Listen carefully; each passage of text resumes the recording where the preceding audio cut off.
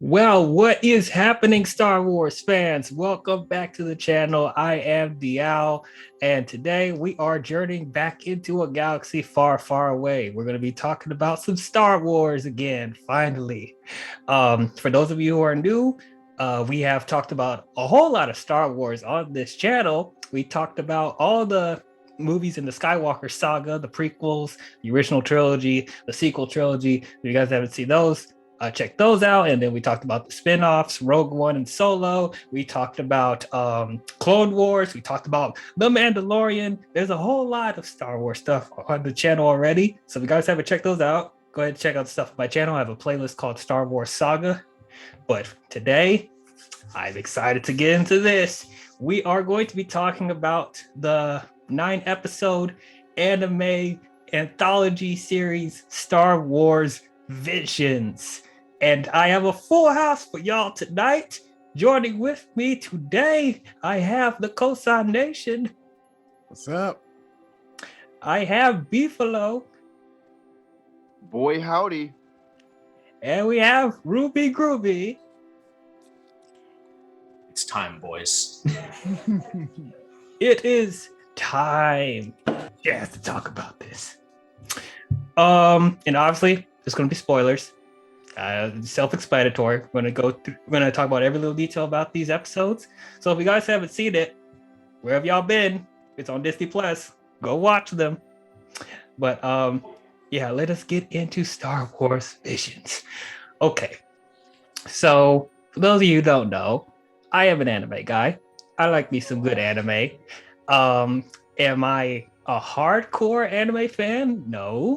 I'm sure Beefalo and Kosa can tell you all about anime because they're huge on it. They can tell you a whole bunch of anime properties. For me, I dibble and dabble in some anime here and there. Probably more of like the mainstream ones that people talk about, like Dragon Ball Z, Cowboy Bebop, One Piece, that type of stuff. So there's some anime that I enjoy, but I like don't get too. I'm not too enthralled in it.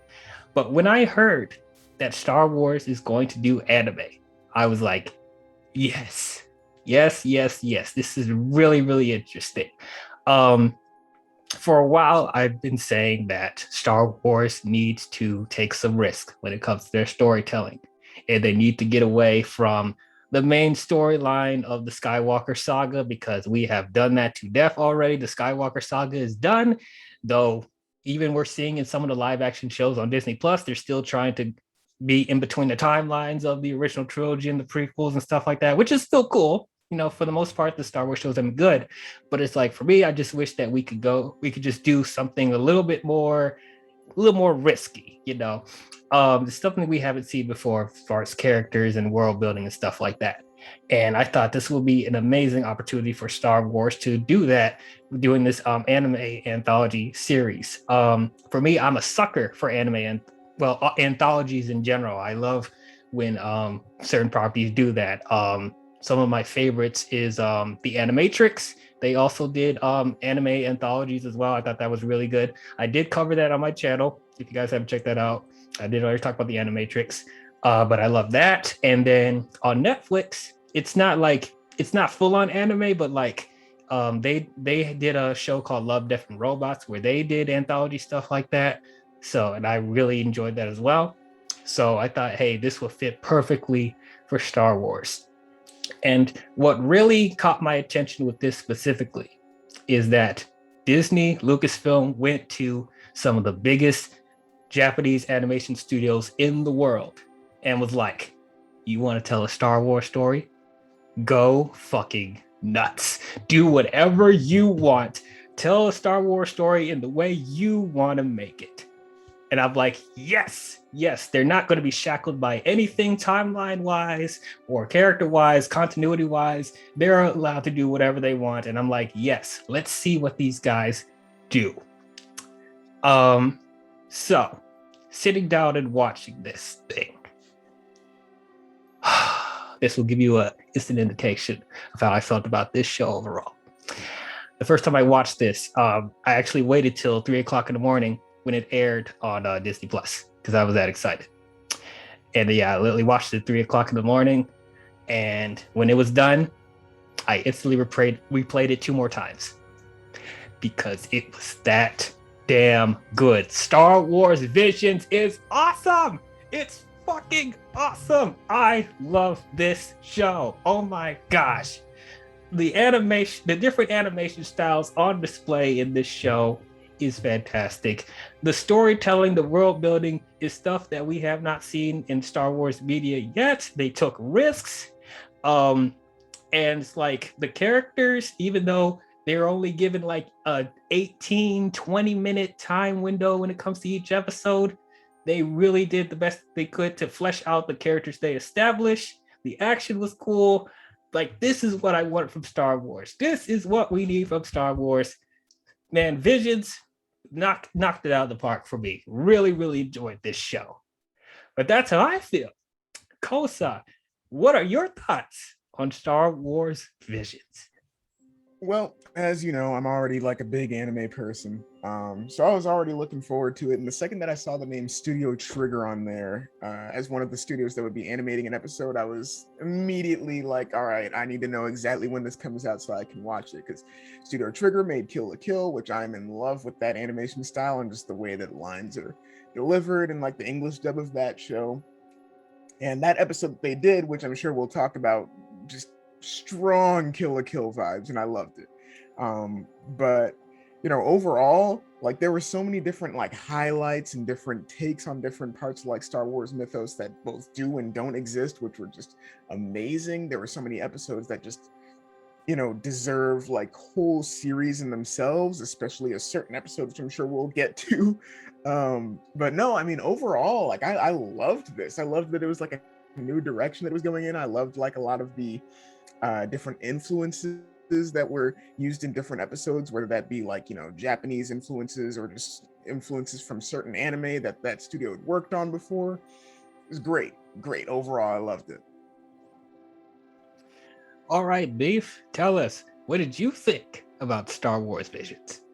So for context, I had forgotten Star Wars Vision was coming out, and my roommate and I and another friend of ours stumbled in drunk at 2 a.m. because it was homecoming weekend at college, and he puts on Visions, and I wasn't ready for one of the best experiences I've seen on Disney Plus altogether. And then I rewatched it again, and then rewatched it again with my dad, and rewatched it again with rewatching it again with my partner soon. I like seeing the studios that are working on this. So like Trigger has already been mentioned. They did 2 episodes. Production IG, I'm familiar with some of the other shows. I just watched their Pirate Princess show they did for Crunchyroll.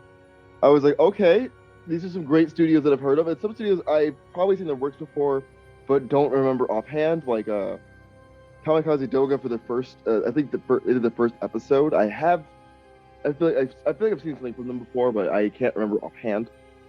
But I was like, okay, you let anime studios basically design a buffet of just great episodes and content, and I feel like this is almost like, if I didn't know any better, I feel like Disney was shopping around for like what studio could do a Star Wars anime if they wanted to, and it's like, here's a taste tester for every studio, and like if you wanted to go down this route with Star Wars, which one of these studios would be who we'd pick?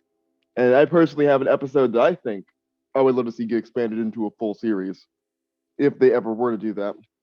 But overall, enjoyed Visions thoroughly, and I love that we really did get to see parts of Star Wars that I never thought we'd ever see, and interesting and new ideas that I really hope become canon or get introduced to the canon later on, because there's something neat here that I don't think I've seen in other expanded universe works. And that's because they went specifically to anime studios to find that niche. Cool. All right, Ruby, tell us, what do you think about Star Wars Visions? All right, so I don't know.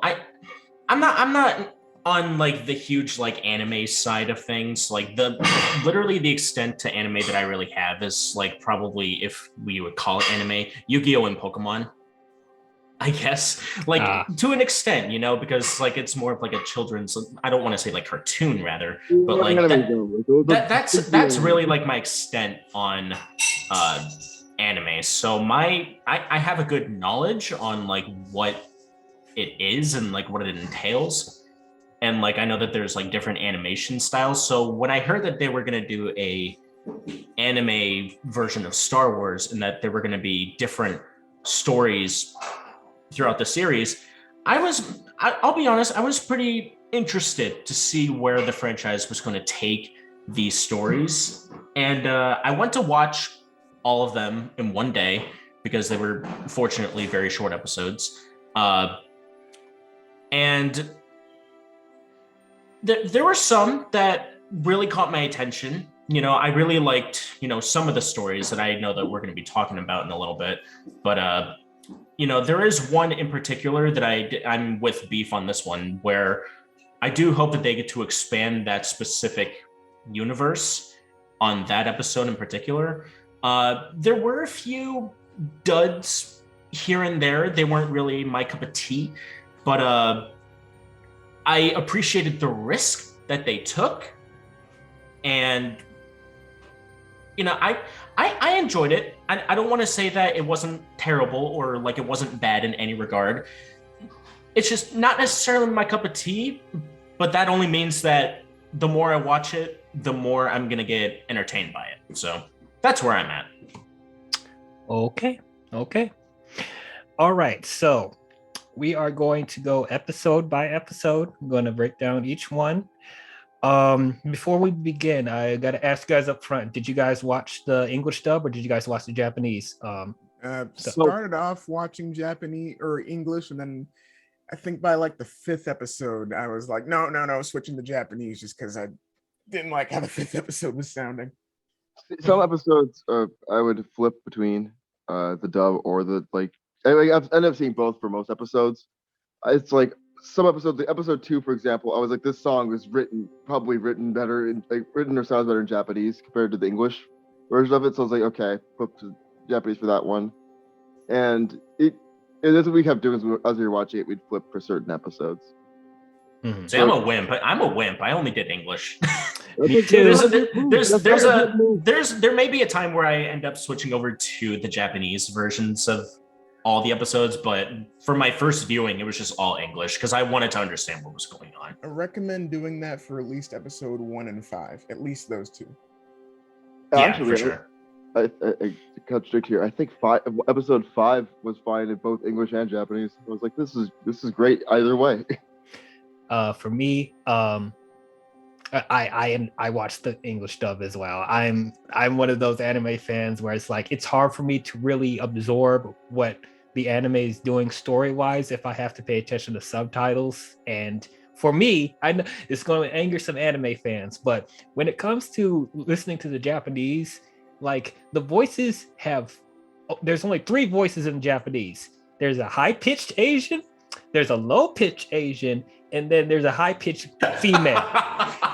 No, man. They all sound the same to me. Yeah, I totally know where you're getting at. I mean, that's fair.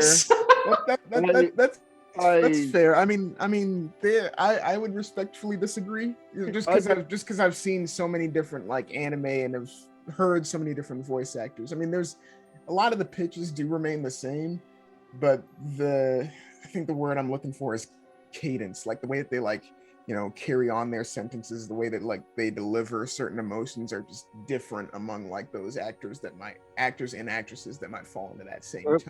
That might be the problem that I've had where I'm just a massive weeb, but I've got to disrespectfully disagree there. I think you should. I'm like, I don't know. I'm like, listening to like Japanese voices in video games and in anime for so long.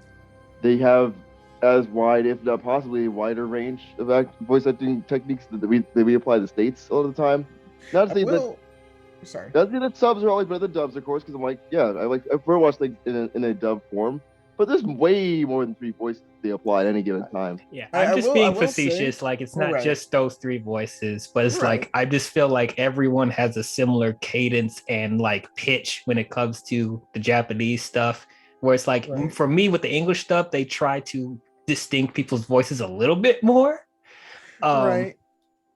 I mean, I agree. I will say that like when it comes to this series in particular, it was kind of bland's not the right word I'm looking for, but like, you know, it was kind of samey among like a bunch of the different episodes, whereas, you know, compared to the English dub, you had like a bunch of different voices, you know, different sounds and everything. Like you had Neil Patrick Harris for one episode, but you know. Okay, yeah. So if there was one episode, we'll get to that. There's one episode that I think I would prefer watching the Japanese over the English. There's the problem one we'll get to, and Kosa already alluded to it, but we can discuss that one because I have arguments for both sides on that one. And then also, when we're done going through all the episodes, I want you guys to think about, you know, which one you think is the best episode, and then which ones would you want to see in live action. I want you to keep those in your thoughts. Yeah. I've already got those. So mine is free. Like I don't even need to talk about it. Like mine's too free of an answer. I'm gonna wait until the end to drop which one. But when we get to the episode when we're covering it, you're gonna hear me gush like no other. Oh boy!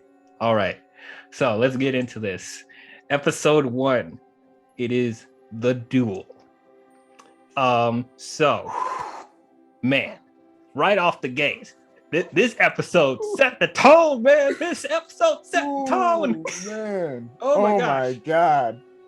So, this is an alternate history 20 years after the war between feudal Jedi Empire and the renegade Jedi sector called the Sith, obviously. A lone warrior known only as the Ronin witnesses a legion of former stormtroopers attempting to besiege a small village. The Ronin fights the leader of the bandits, a self-declared Dark Lord of the Sith, armed with a heavily modified lightsaber. We will get into that for sure. While his droid saves the villagers. The Ronin, a former Sith, lures the bandit leader into a trap and kills her. Then the Ronin, shown to be collecting red kyber crystals from each Sith he has killed, decides to give the leader's crystal to the villagers. And that is that episode.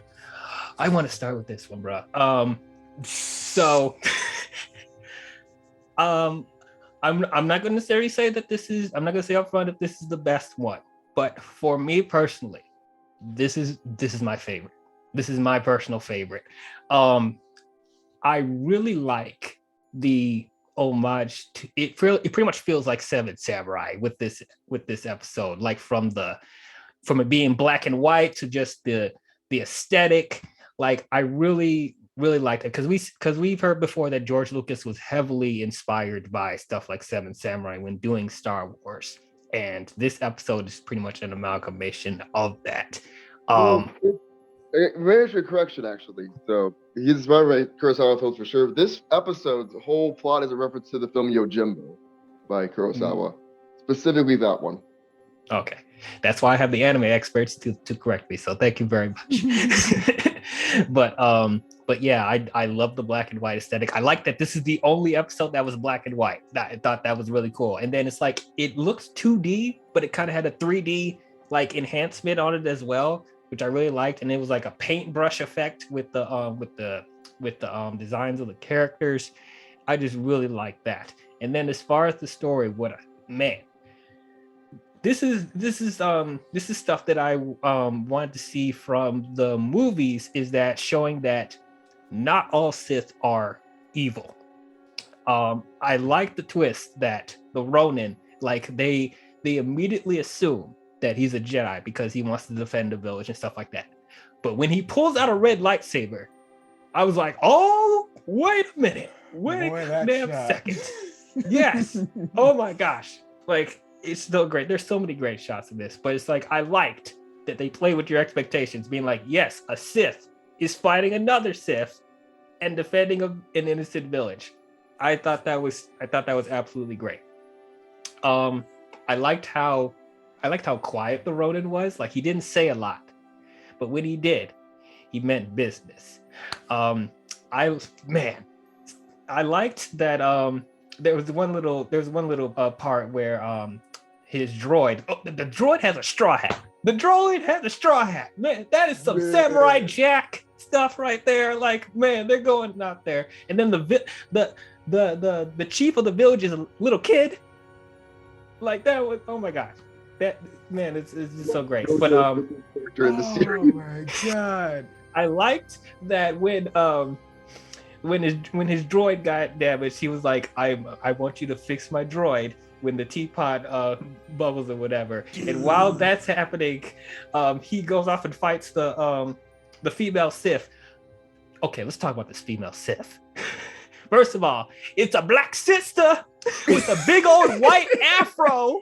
That was straight Afro Samurai right there. That Afro was Samurai, bruh. And then not only that, what is this? What does this bitch pull out? She pulls out a giant umbrella lightsaber. Are you kidding me? A fucking umbrella lightsaber.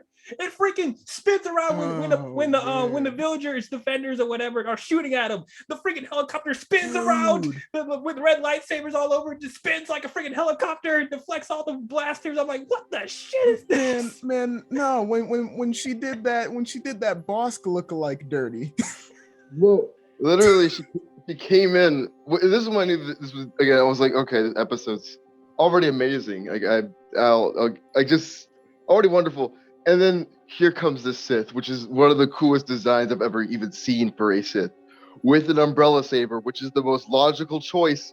If you have a spinning death beam weapon, why not make 8 of those and just spin it really fast? I mean, my thing is what she did to that Bosk looking dude. Oh, bro, first of all, she freaking flies like Mary Poppins and then freaking stabs the dude and then makes the umbrella expand and slices him in many different pieces. I'm like, what the shit? Yeah, didn't even stab him with the lightsaber part, just with that metal part, just through. Like, I thought Grievous was like the most creative use of a lightsaber for a long time, with having like that many arms. Man. But then we had this. Maul and Grievous were like my 2 favorites for ways to use a lightsaber or lightsaber designs, and then this happened. And I was like, okay. I think the thing that I'm hung up on is the fact that thing's a sheath. Yes. I want to make a note something real quick before we continue discussing this. So, do you all know what the term Ronin is? Right, masterless samurai. Masterless samurai. So what I think that it's hinting at with that is that he might have been a Sith. Like I'm saying might because I'm like, there's a lot of ways to it. I interpreted it a little bit differently at first because I was like, maybe he just happened to be a Sith hunter who started to take the saber and run with it. But I feel like he probably was a Sith and he's renounced that way and is figuring out his own path, which is why specifically he's just there, like hanging and happens to go to town.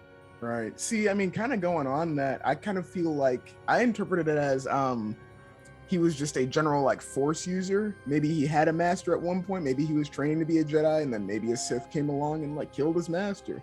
After that, just kind of went on this like vengeance kind of like lightsaber crystal hunting thing, just killing Sith. Mm-hmm. Which, by the way, can we talk about the designs for the stormtroopers here? Yes, Mm-hmm. it was so good, dude. Man, I want that armor. Yeah, bro. Man, sequel trilogy. Take some notes, bro. You want it? Once we get to the sequel trilogy, where they've already turned down some ideas, maybe they look at this anime series and go, "Hey, wait a second, we need to." Right. Why wasn't this the sequel trilogy? Wait, what? Right.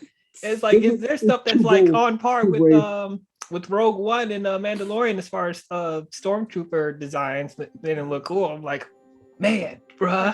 That is like the perfect like design for like a post-Empire stormtrooper. Just these bandits.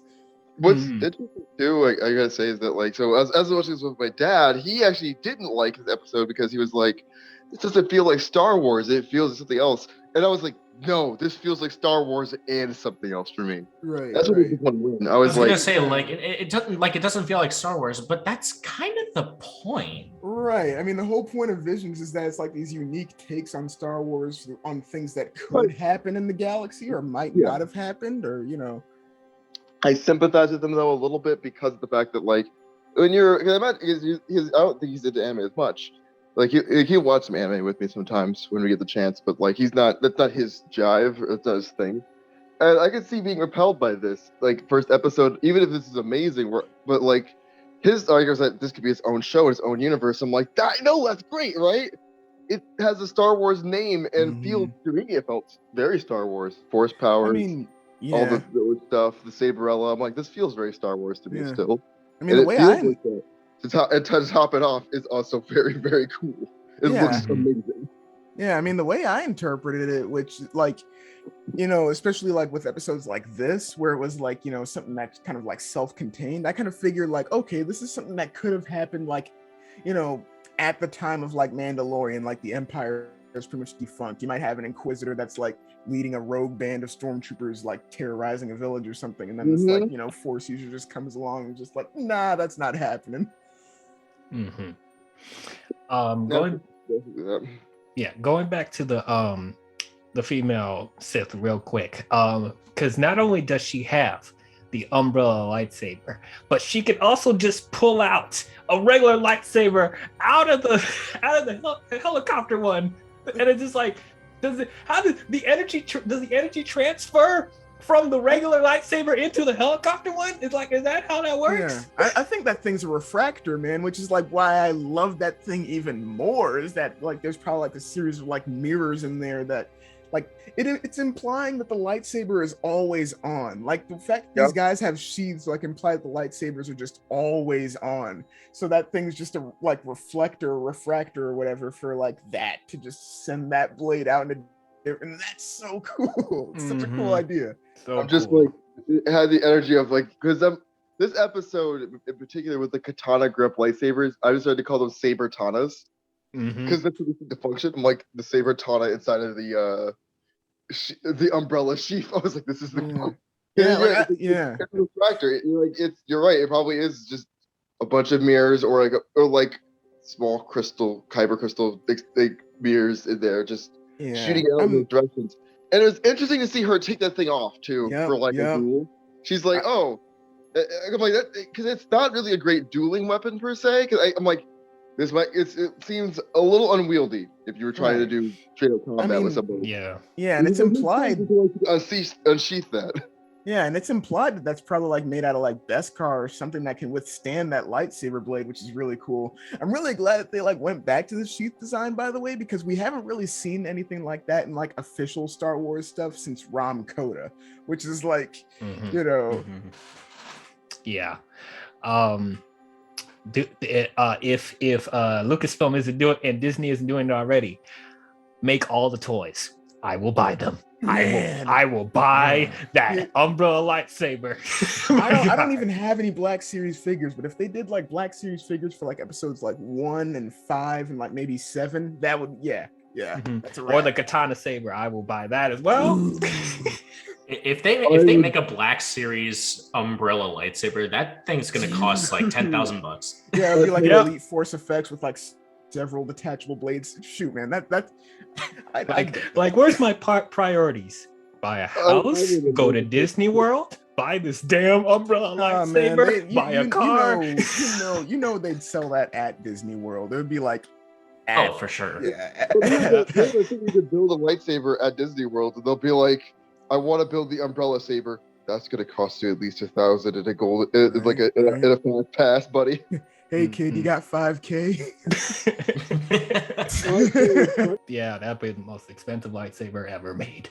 But yeah, man, I liked the Ronin and the Sith fighting on the log on the lake. Like that was cool. And then the droid comes in and just blasts everyone in the freaking village. I'm like, holy shit, what is this? It's so cool. I thought droids couldn't attack since the Clone Wars. And we're also just not going to mention the fact that the Ronin not only has a lightsaber but can also pull out a separate one after that. No, okay. Like from where he pulls it out. So that was like the sheath for like his shorter sword, which I think is called a Tanto, which is like that. Like he just has 2 of these things, and not only are the lightsabers, but the sheaths are lightsabers, which is like his lightsaber holder is also a lightsaber. What else can you make lightsabers in anime? That's what the episode was basically them taking off the anime power limiters, and you hear like two giant thuds. You're like, wait, what is that? And it's like, oh, saber katanas, lightsaber sheaths. We have all of it here. That was like also droids can fight. I just Yeah. go back to that real quick. Why is no droid like this level of just badass? Like right, like that. I just gotta say, like, real quick, that whole episode felt like I've seen like a bunch of like samurai anime before. It felt like that if that episode was inserted into an anime, it would be like setting up like the next antagonist for the protagonist to fight, like this rogue Ronin that just goes around murdering Sith, and the protagonist is gonna have to confront them at some point, which is like that, like. This is massive black samurai Jack vibes, bruh. Yep. So, with this episode too, the 3D animation, like, this is just a weird thing because I'm like, the 3D animation episode is so good. Where I'm like, it looks wonderful. I like the limited use of colors, like the fact that there's only the red for the sabers, the blue and yellow for the blue and green in the background when the heroic forces, like because what is the village gets the mercenaries to try to fight back against this against those stormtroopers, and then it's like it's going okay until the Sith pops out. It's like, oh yeah, we had something for you guys in case you thought it'd be a good idea to fight back. Yeah, I'm actually looking into that because I wonder if Kamikaze Doga. I wonder if they were like responsible for they did JoJo. That's why the 3D animation was so good. JoJo's intro 3D intro animation. So they did JoJo and Batman Samurai. Batman Ninja. That's why. Okay. Oh, yep, that makes a lot of sense. That's why it was so good. Because I know JoJo's with my David Productions, but yes, they must have done the intro. I forgot the kids. Well, yeah, no, they did the intros. Yep, that's crazy. Nuts. So this is the most and also and that kid with this weird haircut looks like a JoJo's character. It all makes sense. Yeah, no, see, the droid was just his stand. That's. It's just noble steed. That's his hype man. I call this damn a wham. Yeah. The stand's name is Technologic. Yes. Wow. Oh man, but no, that's a good that nice Daft Punk shout out. I think that this episode, on top of setting the mood, on top of making it felt like an homage both to anime and its origins, and also to Kurosawa and the origin of a lot of the stuff from Star Wars being Japanese, like Jedi coming from the term Jedi Geki, which is the term for Japanese like period films, which is what Kurosawa specialized in. So I'm like, it feels like a full nod to like the actual roots of Star Wars. Like when my dad was like, "This looks like Star Wars to me," I'm like, "This is the most Star Wars has felt." It just is in its roots. At its core, the ideas he was basically taking from for years. I mean, yeah, I would say that this is the most, like, this episode, like, it is my favorite episode. And I would say that this, like, reflects what Star Wars is based on the original trilogy. Though Star Wars as a whole, I feel like was more reflected better in a later episode. But its own right. Now, that's its own thing. I shouldn't say this feels like the most Star Wars ever been, but it feels like this is the most it's acknowledged its roots in a long time. Right. I mean, like I said, I agree with you in the sense that like it feels like the most Star Wars thing in regards to like the original trilogy based on just how that was directed. But you know. All right. Love it. Oh, sorry. For me personally, I wouldn't say that this is my favorite one of the bunch, but it is definitely up there for me. I do like the. Just realized I never really got my general consensus on it. But, I do really like the general storytelling and how it's so small scale, because you could do a lot in a small scale environment in less than 15 minutes, and they definitely utilized it very well. I love the designs, I love the animations and the characters, and just alone the character moments that I'm pretty sure we have all covered a bajillion times. And if we ever talk about it anymore, we're going to be here all day. So yeah, it's not my favorite, but it's like 2 or 3 for me. It's one of the better ones for sure. Okay. All right. We are going to move on to episode 2, which is Tatooine Rhapsody. So, during the Clone Wars, a Jedi Padawan named Jay attempts to escape from the war, only to stumble upon a Hutt named G. G offers to take Jay in if he becomes the lead singer of G's rock band, Star Waver, and Jay accepts. And then years later, during the reign of the Galactic Empire, the members of Star Waver are hunted by the bounty hunter, Boba Fett. And then Fett eventually captures G and reveals that G's relative, Jabba the Hutt. I think that's pretty obvious because I guess are all Hutts related, I guess. I don't know. That's racist. There's only one family line, I guess. Yikes. One big happy family. Anyway. Anyway, so Jabba the Hutt wishes to execute Jay due to G not wanting to be a part of his family's crime syndicate, and then Jay inspires the other members of Star Waver to go to Tatooine and attempt to save G. They manage to convince Jabba to let them play one more song before G's execution, and that's this episode. Thoughts? You are okay. Yeah, Just like no. this episode. Yeah, no. Yeah, no. This episode. This episode was like my least favorite. Not to say that it was bad. I didn't think it was bad. But Oh, I thought it sucked. I mean, that's fair. That's entirely Yeah, no. fair. That is No. entirely fair. That is Yeah, entirely no. fair. But there are things that I hated about this. There are actually a good amount of things I hated about this episode. But overall, I liked it. I mean, one thing I did hate was that it kind of alluded to like Jay like being like, okay, I'm gonna like own up to me being a Jedi and I'm gonna go rescue, G or whatever. When he has like the lightsaber and then he's like, And then he just microphone. stops. Like, my life sucks. Well, plus it was also the whole like changing Jabba's mind with music, which is like that would never happen. That's the power of music. He would start to sing and then Jabba would just be like, and shoot him. And shoot him. That's the power of love. I did like that there was like certain things in this episode, like Boba Fett. I liked the art style. I liked the references to like the Sarlacc pit scene in episode 6. And I did like that, the concept of Jay's character, this kind of like why can't I think of his name? The dude from Star Wars Jedi Fallen Order. Why can't I think of his name? Wait, not Cal, right? Yeah, Cal. Yeah, he's like kind of like a Cal Kestis in a sense, where he's like, okay, he fell out of the war during the Clone Wars, or possibly during the tail end of it. I don't know if maybe it was during Order 66 or whatever, but and then later on, just kind of like running from his Jedi roots, just like, moving on, staying in hiding because Jedi aren't really cool to be around in this day and age. So I like Jay's character, but the overall, I get it, because it was like, kind of like a take on like, musical anime, which that is how musical anime go. You fix everything with the power of friendship and this gun you just found. But yeah, and that's what I was gonna say. Like, it was cute. There's a beginning, a middle, and an end. Nothing felt clunky. It's just a bad story. It's not a concept that necessarily works for Star Wars. Listen, we already had Lando fall in love with a droid. We don't need a kid to do the same thing.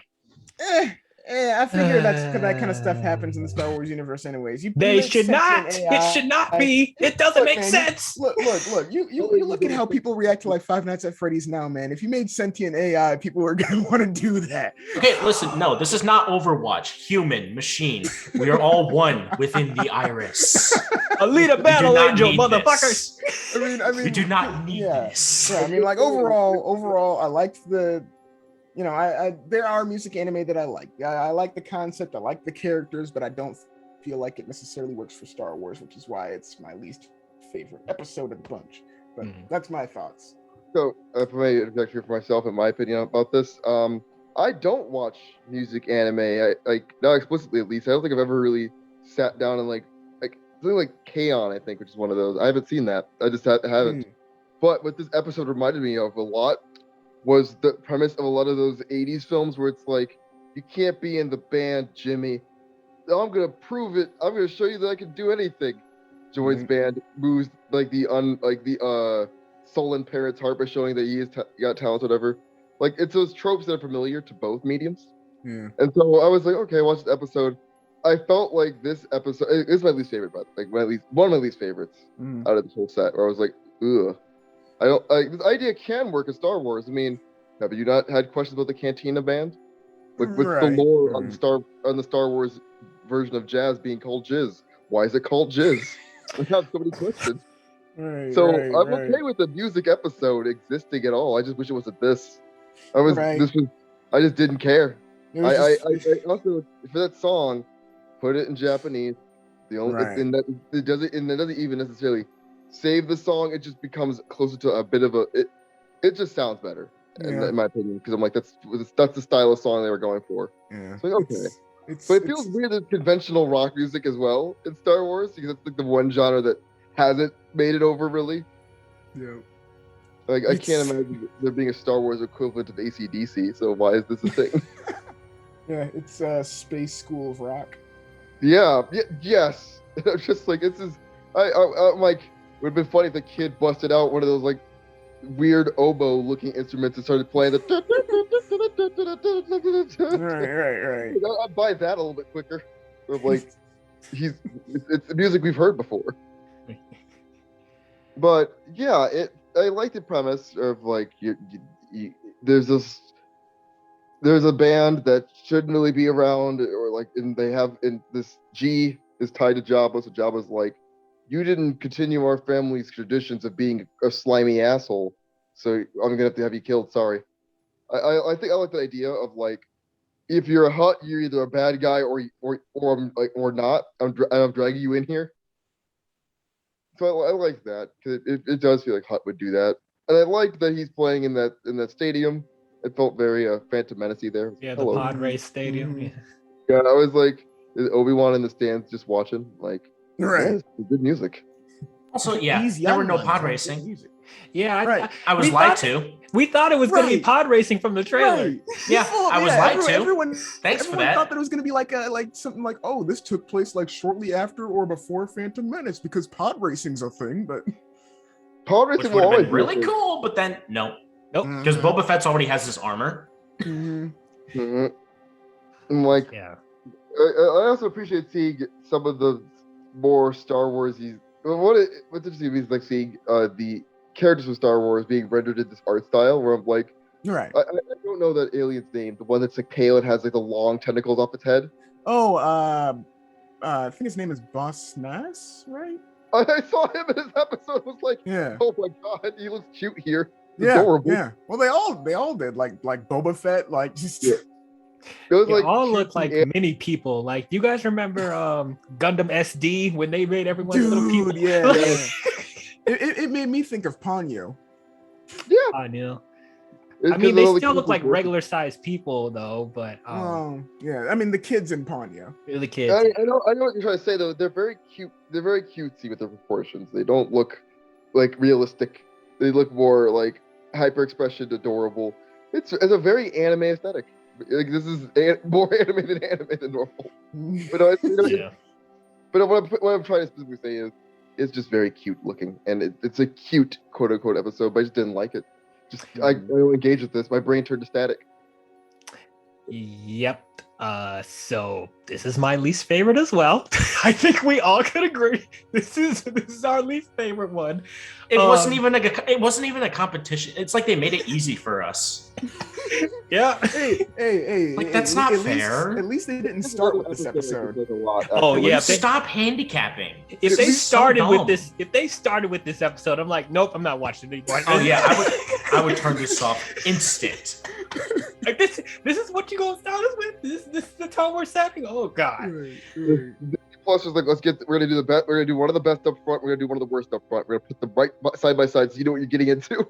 It's fair. It's fair. I'm glad that they did that, because if they would have started with this, it would have been like, okay, what's going on here? Yeah.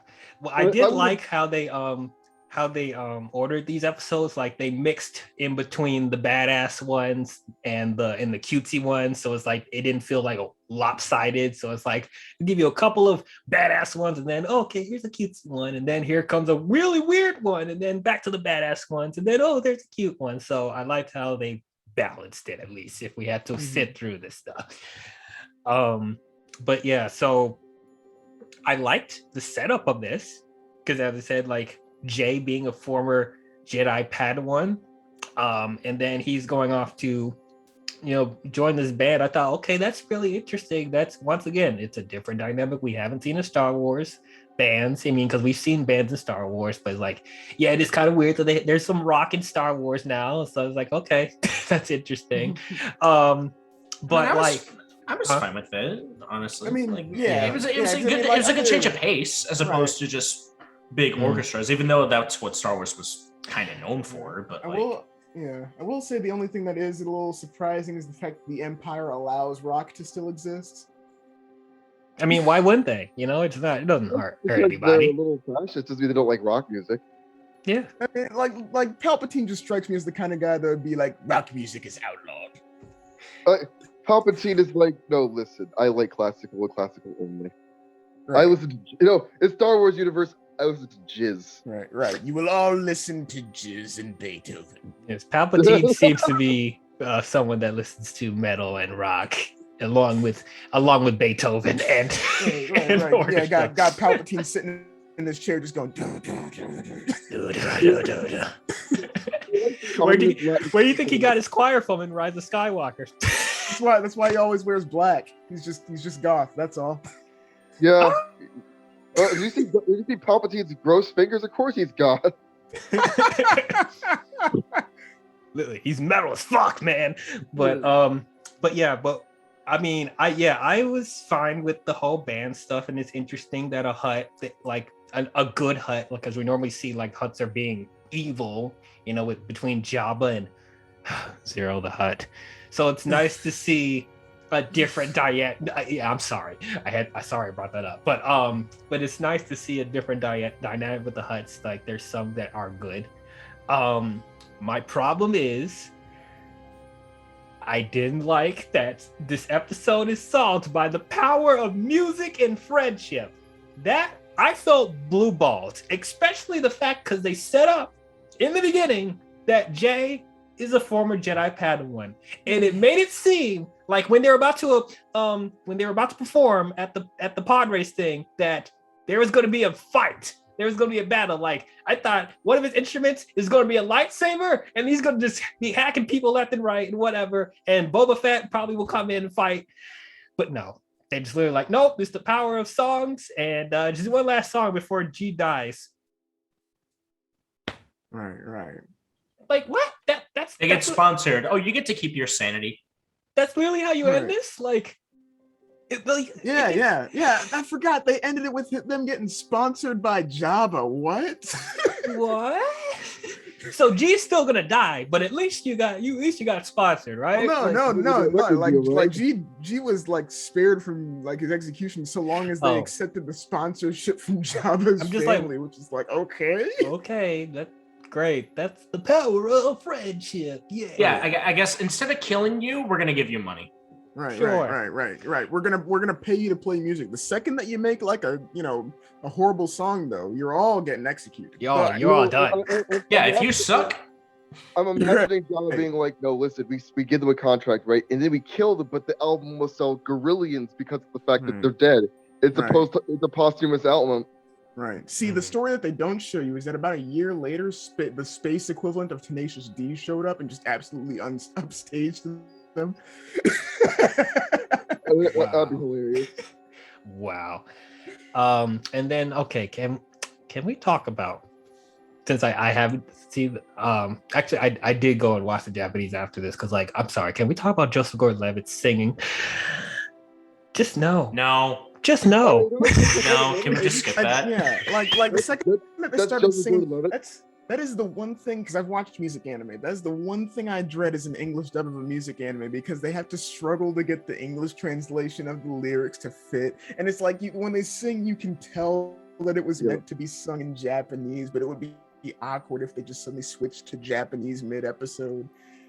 Yeah, the Like I'm sure he's a good. I'm sure they're great singers. I'm sure that he can Joseph sing and Gordon-Levitt everything. sounded dreadful. But like the one thing that comes to mind instantly, because you're absolutely right, because like there's like songs in anime when they do English stuff, they're struggling to keep the rhythm and the lyrics of the song. Like One Piece is like comes to me instantly, because like the Japanese is like and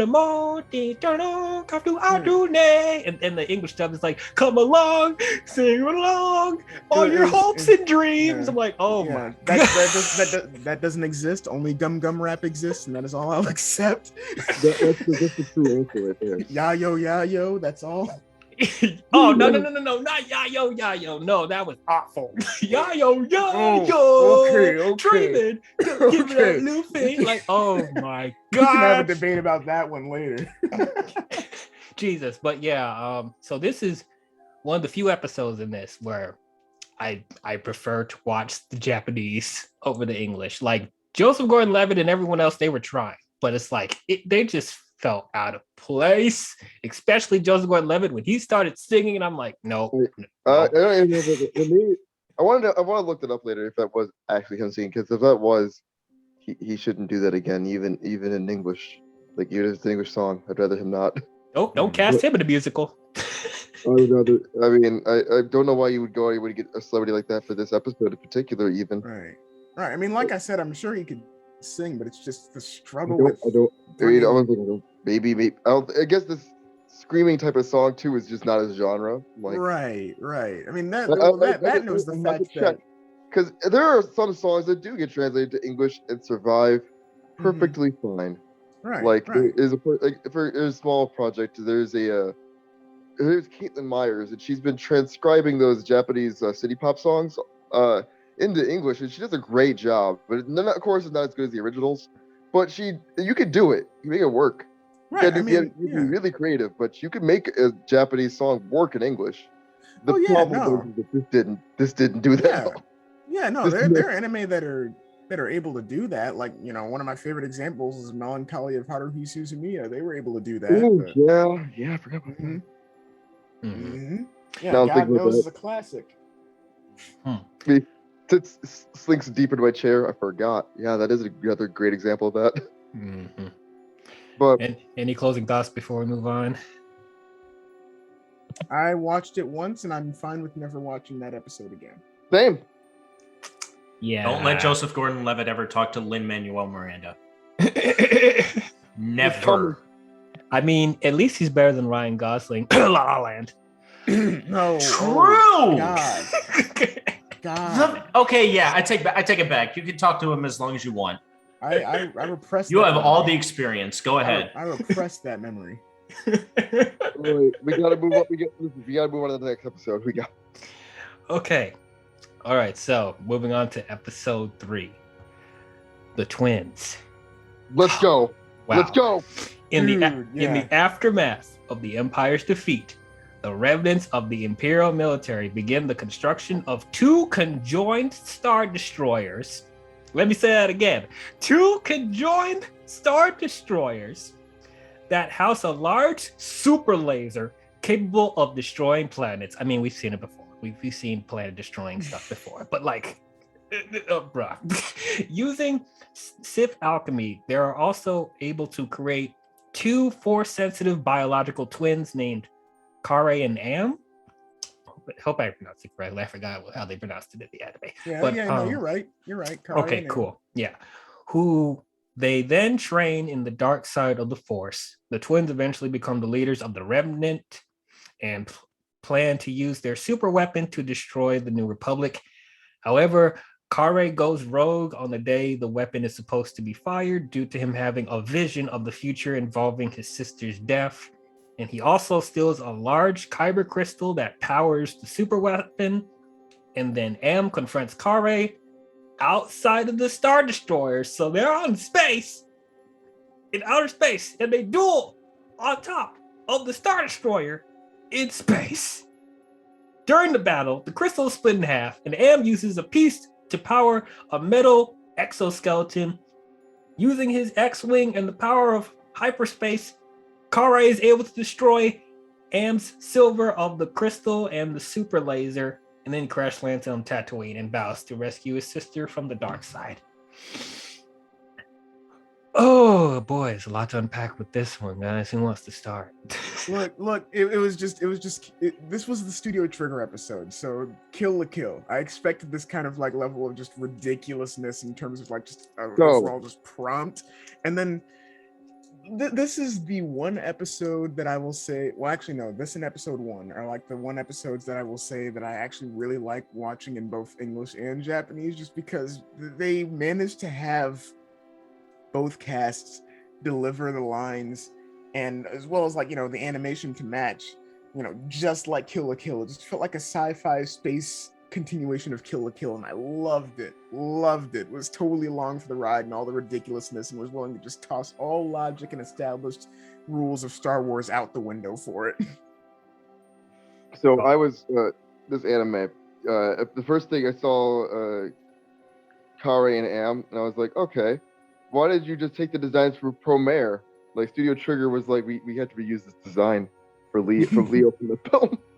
And it was very deeply Studio Trigger. Like I just immediately saw that and went, yes, these are the Gurren Lagann and Kill la Kill people doing an episode.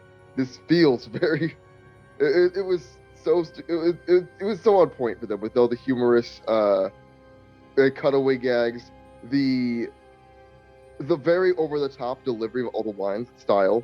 It was the exposition delivered via monologue bits, where it's just them shouting out how they got there, like what their origin was. I was like, this is amazing. This is just the unsubtle episode where it's just visually delightful. The two destroyers being conjoined was revealed in a funny way, where the shadow fades away to reveal the two stuck together by like a 2D looking cannon object. I was like, this is great. And this is their first episode. Trigger does another one later on too. So with this one, if you didn't like the physics broken in The Last Jedi, I didn't. This is like, oh, you thought that was breaking the physics, Star Wars. Hold my beer. Yeah. Yep. And then also for people that aren't huge anime fans, if you don't like characters yelling at the top of their lungs how they're going to defeat somebody and how their plan is how they explain their plans, this is not the one for you either. Do you not like exposition delivered via shouting? Then go home. Yeah, it was just Star Wars, but every character is Kiryu Satsuki from Kill la Kill. Yeah. But this episode is insane. This is probably the most insane episode of all of them. And this is an episode that I should have hated, actually. Because it, as I said, it does everything that turns me off from an anime standpoint, and the stuff that frustrated me from the sequel trilogy. Like, it's an amalgamation of those things, and I should hate this episode, but I had a freaking blast with it, man. That's the power of Studio Trigger, baby. They're just going for it. First of all, the twin sister is insane. Like, freaking just over the top, chewing up scenery, just yelling at the top of her lungs, be like, I will defeat you. I am the most powerful Sith Lord in the galaxy. You will not defeat me, twin partner. I am more powerful than you. Like, they're just going for it, aren't they? And then the opposite with the twin brother, he's so peaceful, he's so calm, like he's centered with himself. He doesn't really yell that much. He's not even that calm. He's still shouting too. He's like, wait, I had to show you this to make sure you don't do something stupid. It's calm shouting. Calm shouting, like, listen to me. You cannot do this. You will destroy everything. I'm trying to reason with you. Don't you see that if you unleash all this power, you... And then on top of that, these two are fighting in space with no helmets, no nothing. They're breathing in space. It's that Gurren Lagann, like, just ridiculousness, man. Yeah, this is the lightsaber that will pierce the heavens. But no, also the fight, the action sequences are really, really good, like unbelievably good. A side note, like just the part where he cuts open her suit, like as he, what is it? Like basically there's a point where he's on his ship, and he tells his droid, like, you think it's gonna work?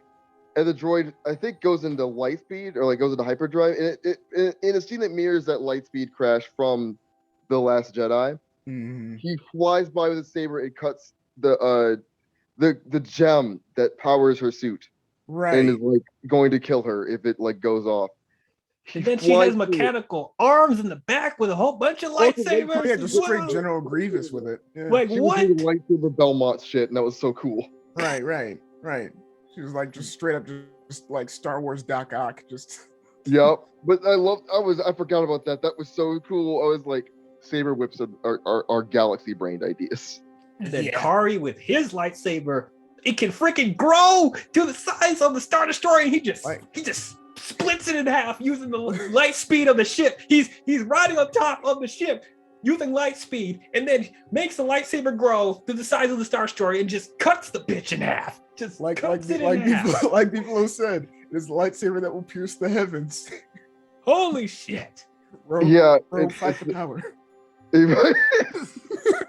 I thought that was so sick. I was like, this is insane. This is unhinged. This is all the terms I would use to describe any other Trigger anime where I'm just like, this is over the top.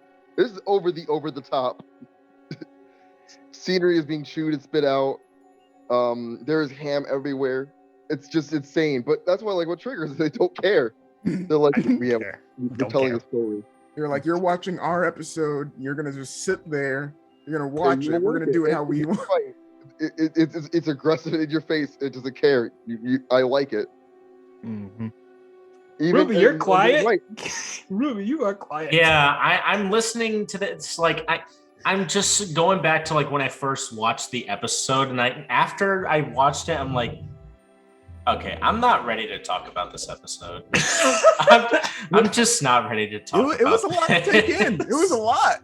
A lot was happening at once. Like, I get that like the physics breaking in like The Last Jedi was, they thought that was too much, and then I see this, I'm like, okay, I don't want to hear any of y'all complain anymore. Like, what the hell? Yeah, you're right about that. Like, you can't complain about this movie anymore. No, it did the Studio Trigger thing of like, oh, we're gonna jam like 20 episodes of plot in this one episode.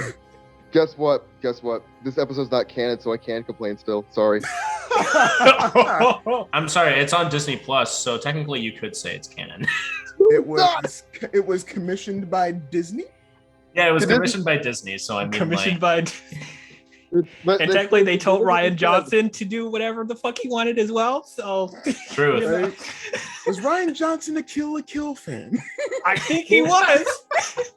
After this, maybe. Yeah, like in terms of like story and like character connections, like I can get behind that, but like this episode is just too this is too much, dude.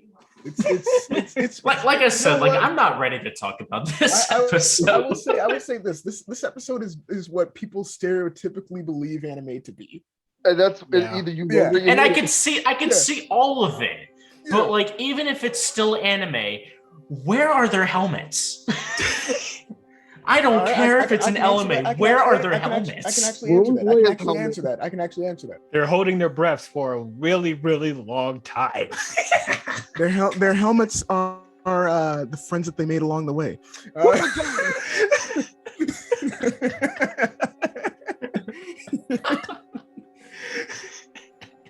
No. Touch the untouchable, think the unthinkable, row, fight the power, all right? You just yeah, so even though I do enjoy anime, but I'm not hardcore.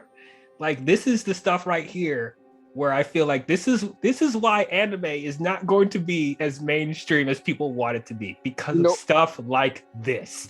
Okay, hold on. I'm gonna need I'm gonna fight you on that one because I'm like this. Oh, a lot of anime fans do, and they're like, well, wait, this is popular, but people love this. Like, you guys don't realize how niche you are.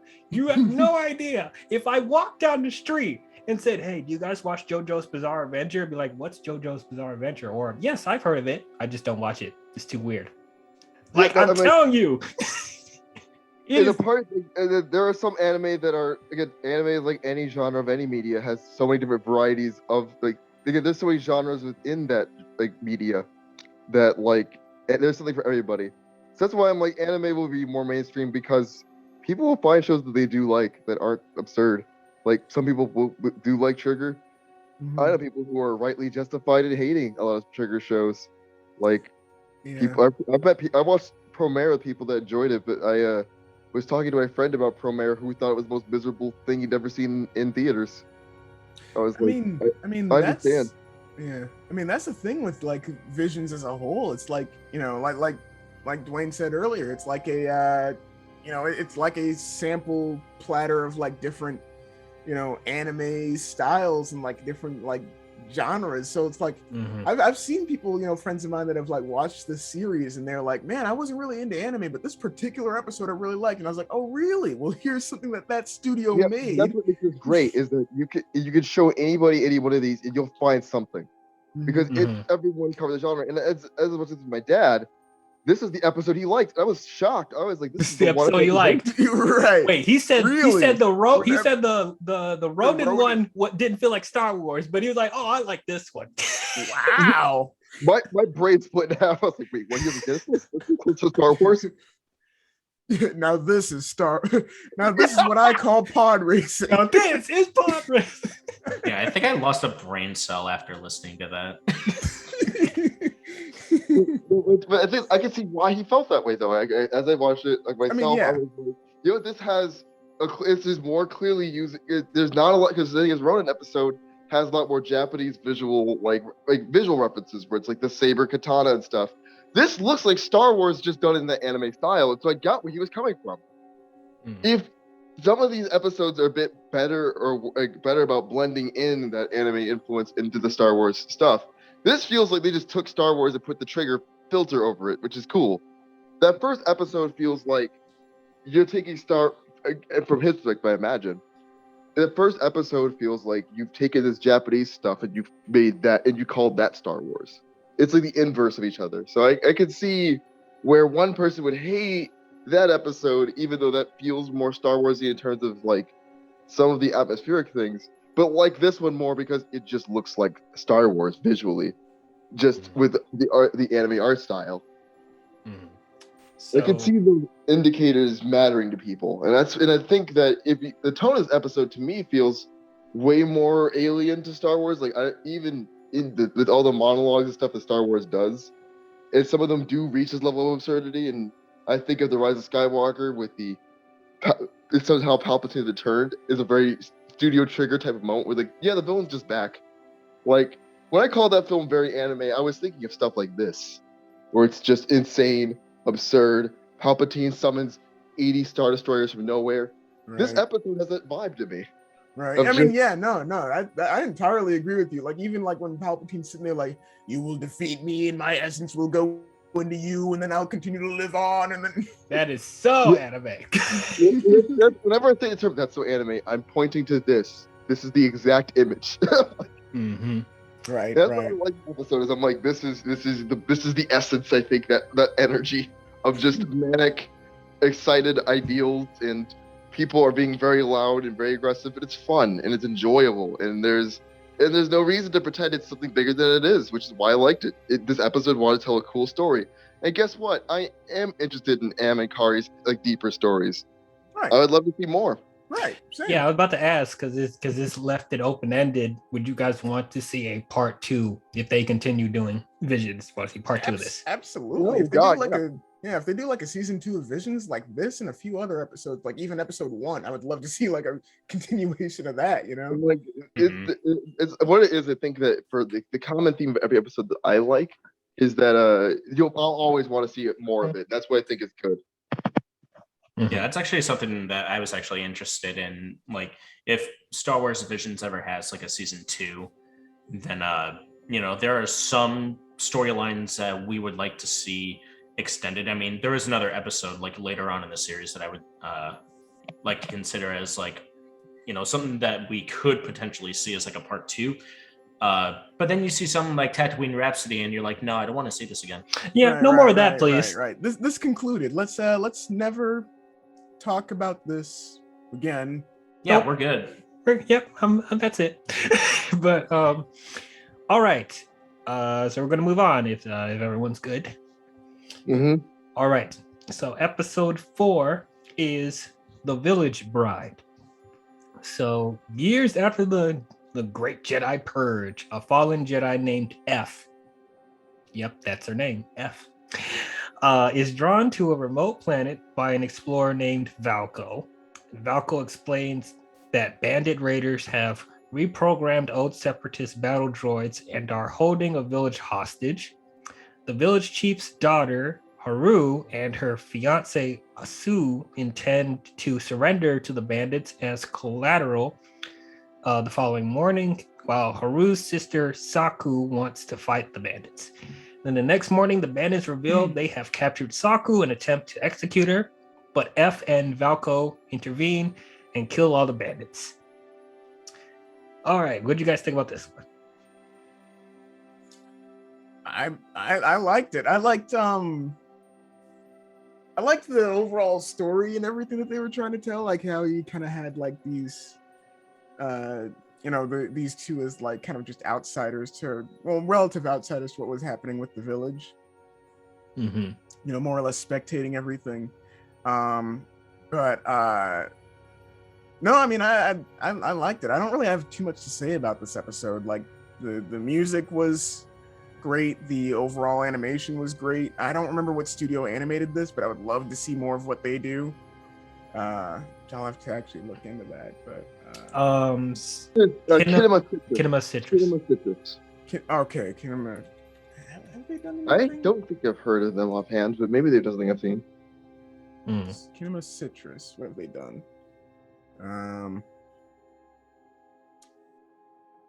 Oh wait. Oh, okay. They did Shield Hero. That's why I like their animation so much. Okay, yeah. So okay, yeah. Looking at that, yeah. Okay, that does give me kind of the same kind of vibe. So no, I do really like this episode and the kind of story that it was telling. Mm-hmm.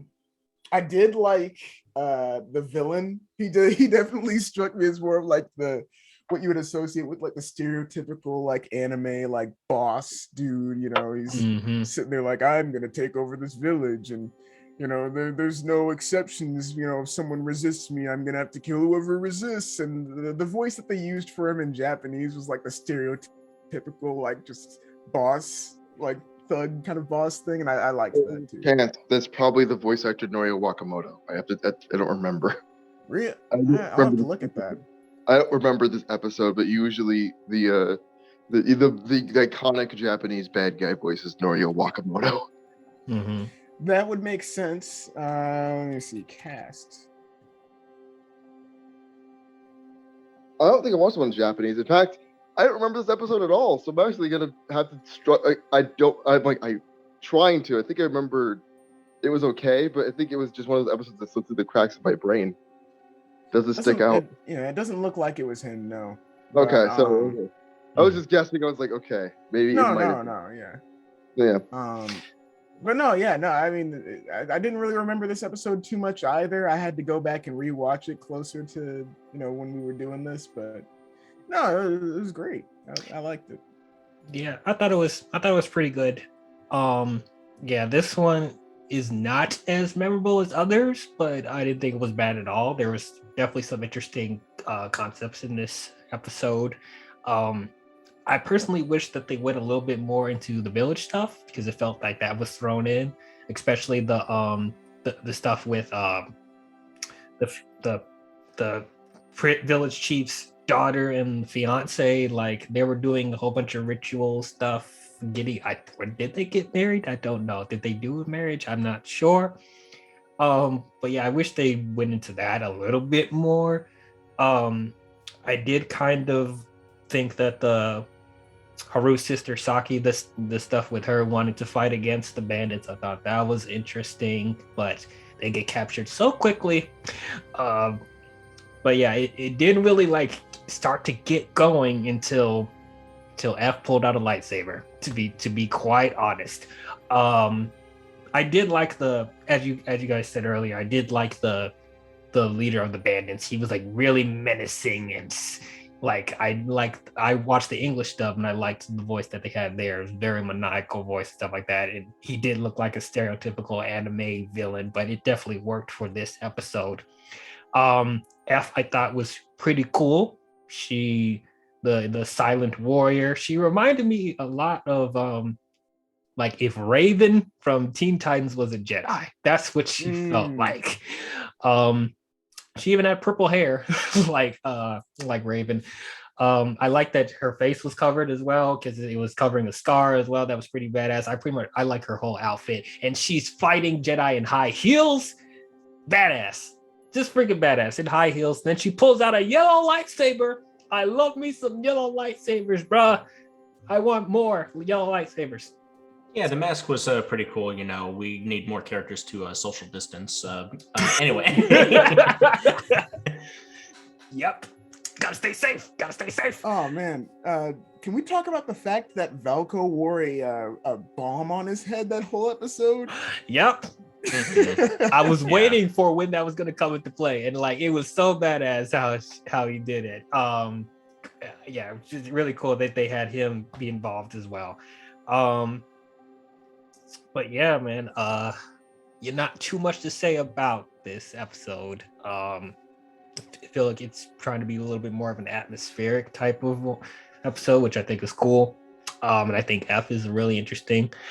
I would like to see more from her. If they do continue, I'm not sure, because it pretty much felt like a self-contained story, but it's like if they did want to continue with F, I'd be up for it as well. Yeah.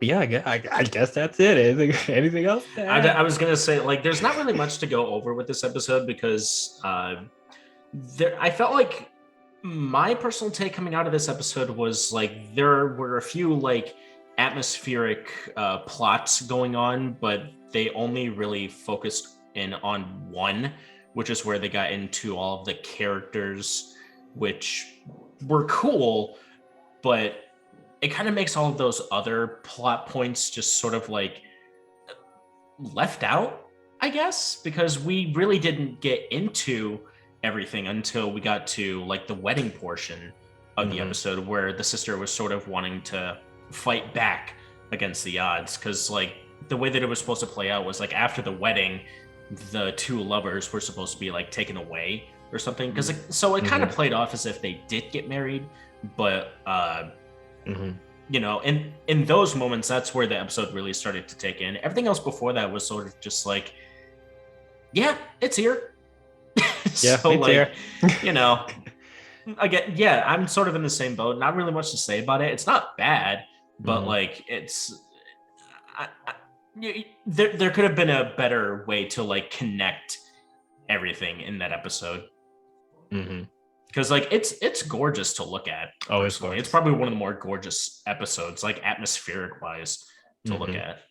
Yeah, I like the music in this as well. Yes, I like the music in this one too. I did. I will say I really liked, mainly because I'm like, thanks to this series, I'm like a sucker for that kind of design. I loved the lightsaber design as well as like the lightsaber hilt design for what was it, F? F, yeah. Yeah, her hilt and lightsaber looked really cool. Yeah, I remember that being really cool. Yeah, just the whole like it actually being like a blade with like kind of like some sort of semblance of like a handguard, and then like that kind of like blue hilt. Disney Black Series, make it. Man, I'm telling you, man, that's a gold mine if they make like Black Series versions of like all the different lightsabers that appeared in this series. Yes. So cool. All right. Well, I guess we will move on now. Oh yes. This one, episode 5, the ninth. This is the best one. So he's off the gate. He's just like, it's the best one. This one right here. But all right, the 9th Jedi. So many generations after the Jedi Order became mostly extinct, is it Margrave Juro? Margrave, I think. Margrave Juro, the Jedi ruler of the planet High Islan, invites 7 masterless Jedi to his aerial temple in order to receive lightsabers, whose design has been lost to time.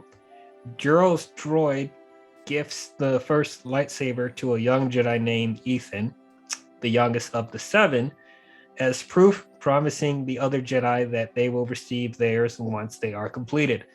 On the planet's surface, hunters working for the Sith capture the sabersmith, Lazima.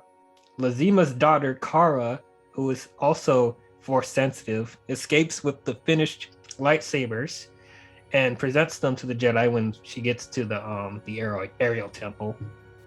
However, the 6 Jedi accompanying Ethan reveal themselves to be Sith imposters who killed the Jedi invited by Juro and came posing as them in order to murder Juro as well. So Juro, Ethan and Kara fight them and kill the 5 Sith, but spare the 6th, Homan, who is revealed to be an old friend of Juro's, and like he has a mixture of light and dark. We'll talk about his purple lightsaber stuff when we get there, but because he's been corrupted by the dark side, but now he's turned to the light. Ethan, Kara, and Homan join Juro's new Jedi Order to prepare to rescue Lazima, who is being held on a Sith-controlled planet. This episode is awesome. This episode is great. Oh my gosh, so cool. I like the twists and turns in this episode because I did not see it coming that those Jedi were Sith imposters. They did a really good job not alluding to it at all. We were just assuming, okay, they're just regular Jedis and they're waiting. But then in the back of my mind, I'm like, there's not really a major threat here, is there? I mean, there's the bounty hunter trying to hunt her down with Zeph, and then they gets captured, but like there's not really like a major threat in this. And then revealed those Sith imposters. Oh my god, that was nuts. That was crazy. What I also liked, once again, they're doing their own creative liberties when it comes to forging of lightsabers. So in this, when they're creating the lightsabers, when it ignites, like the lightsaber gives you a color based on how much light and how much dark you have, or how force sensitive you are. It's the alignment to the force. It's like what you're aligned with. Exactly. So I thought that was really interesting, especially with Kara, who's force sensitive but is not a Jedi yet. Like when she ignites a lightsaber, it's black. But then when she gets more powerful, when she fights the Sith imposters, then it turns into, was it blue? I think it's blue or green. I think it's not black. It's gray. It's like it was green. It was green. Okay, it was green. For her lightsaber, yeah. Okay. It's green, but it starts off clear. Like it's not even black. It's like a gray, clearish color. Yeah. Well, that's how it starts off. Yeah. Yeah, that's how it starts. And then. Go ahead. Yeah. It also wasn't it like almost longer too. It was like powerful. Well, yeah, they can change the size of the lightsabers as well. They can change the size of the lightsabers. The way they did lightsabers in this was so cool. I'm upset that they never implemented something like this in canon. It's such a cool storytelling device. I was gonna say like this is something that they could expand in future Star Wars canon, because I love the idea of like the color of your lightsaber connects with like the soul that you embody. Yeah, like it's not even just the color. Like that screams Star Wars. Right. Not even the color. Like it's the length too. Like you could be a 5'6" dude wielding like a blue lightsaber that's like double your size because that's just your connection. Literally, it was the most. It was so. I was like this. Why Star Wars has worked like this without explaining it? Because I'm like, why does every Sith have a red lightsaber? Like, why wouldn't they pick another color to deceive people even?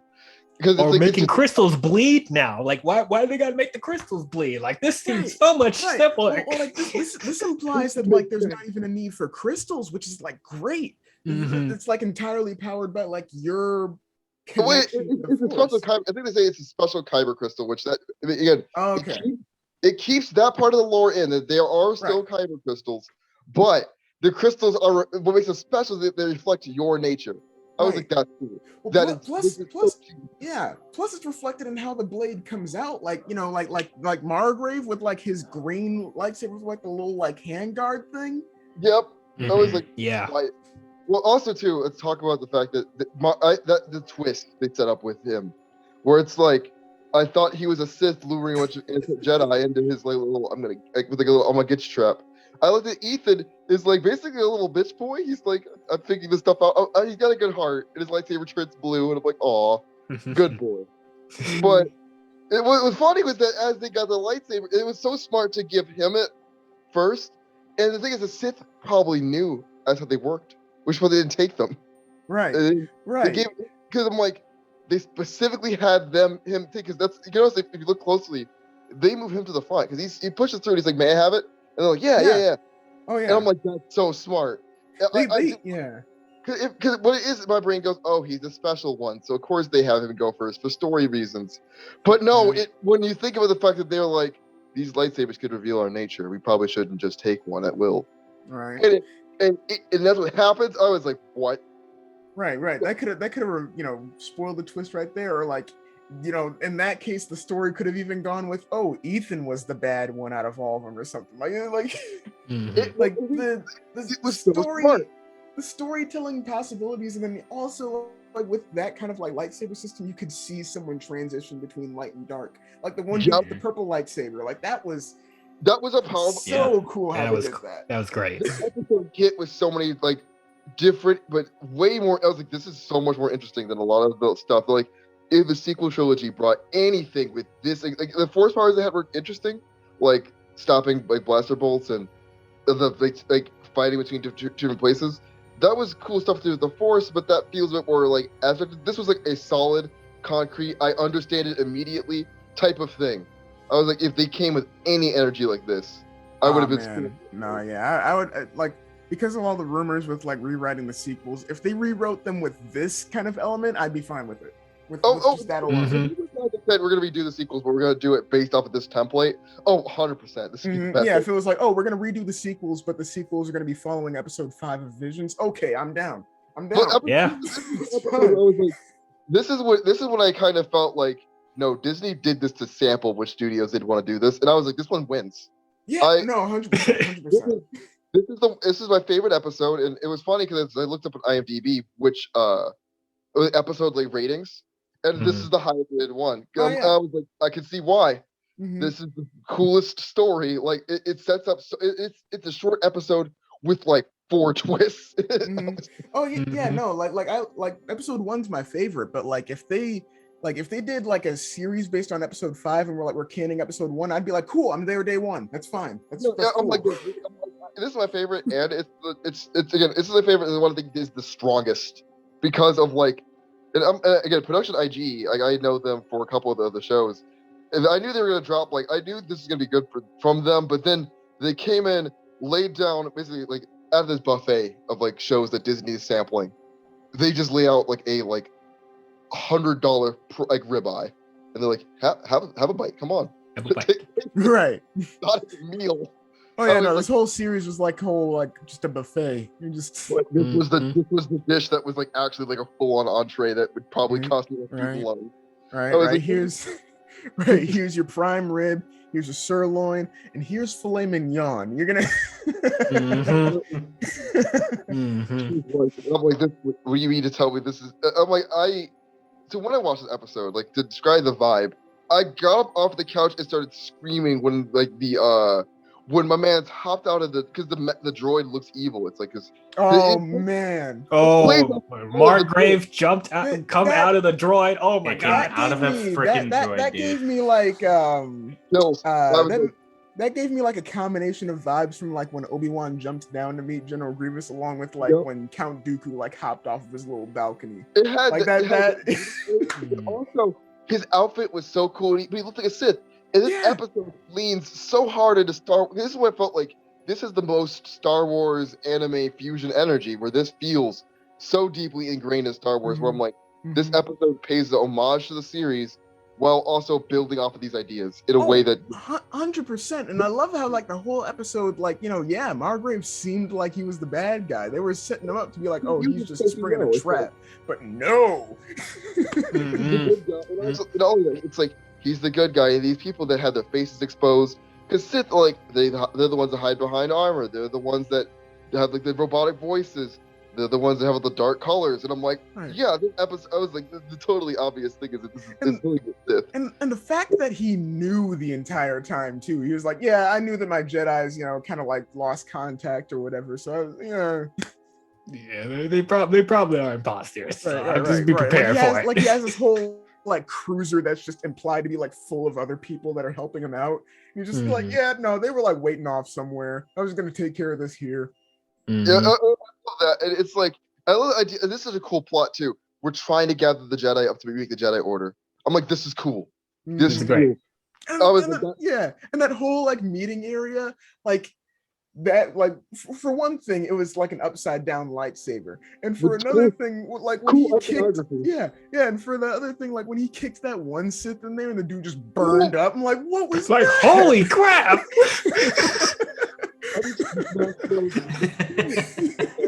If he gets I was like, and that was one thing that like cemented that episode's Japanese dub as like my favorite for me. Like when that dude just screams out Juro, that was like, okay. I like. By the way, so I like the English dub because Ethan sounds like such a wholesome, like, like I like this English voice so much. And then, okay, let's talk about how cool. The little girl, is it Kara or like? Yes, Kara. Kara.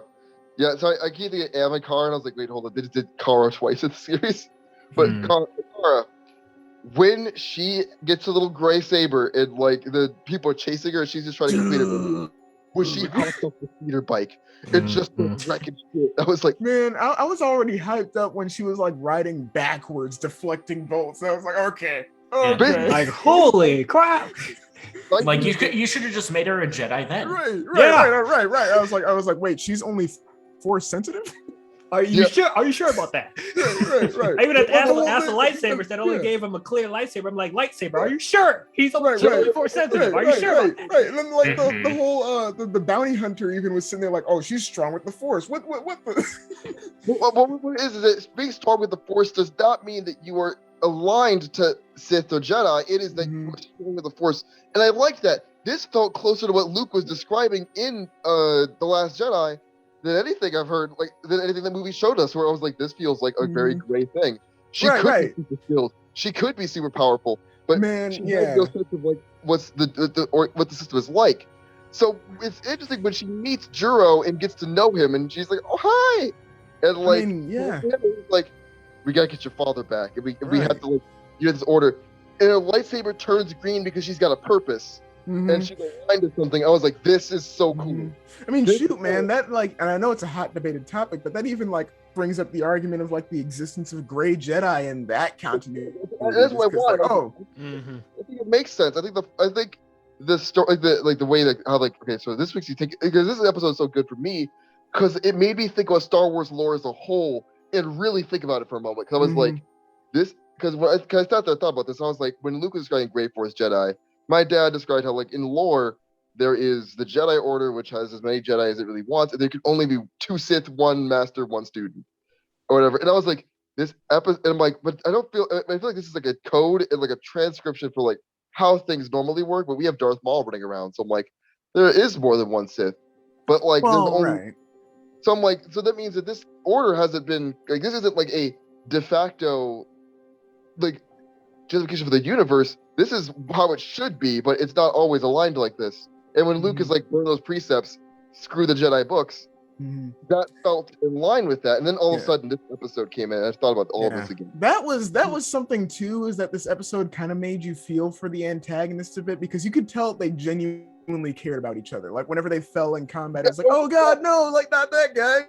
It was in the fight, and the choreography was so strong. And then the thing is, there were 7 Sith, and suddenly I felt my brain click and go, this is the Star Wars I would have liked to have seen after The Last Jedi. When you destroy all this order stuff, all this following the code stuff, this is that subversive flavor I would have wanted. Fuck the rules. There can be as many Jedi as Sith, as many as people are out there. Right. Go to war. I'm like, but the thing is, I'm tired of there only being the Master and the Apprentice Sith.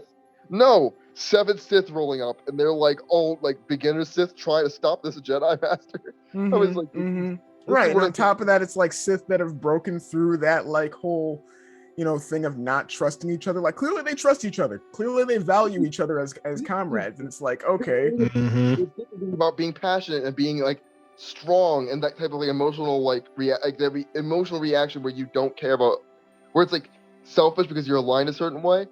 this is that Sith energy where I'm like, yes, this is the type of Sith I want to see. Sith that are like, they feel more justified. And you're right, as they were like, no, like when someone dies, or they're like trying to back each other up in this fight. And also too, seeing Ethan kind of like crumple as like Kara, dude.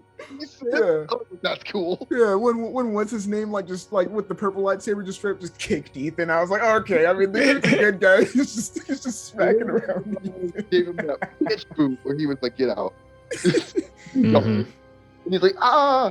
And then Kara comes up and is like, I'm taking 3. And the thing is, he's so much bigger than this little girl, but she is fighting so intensely.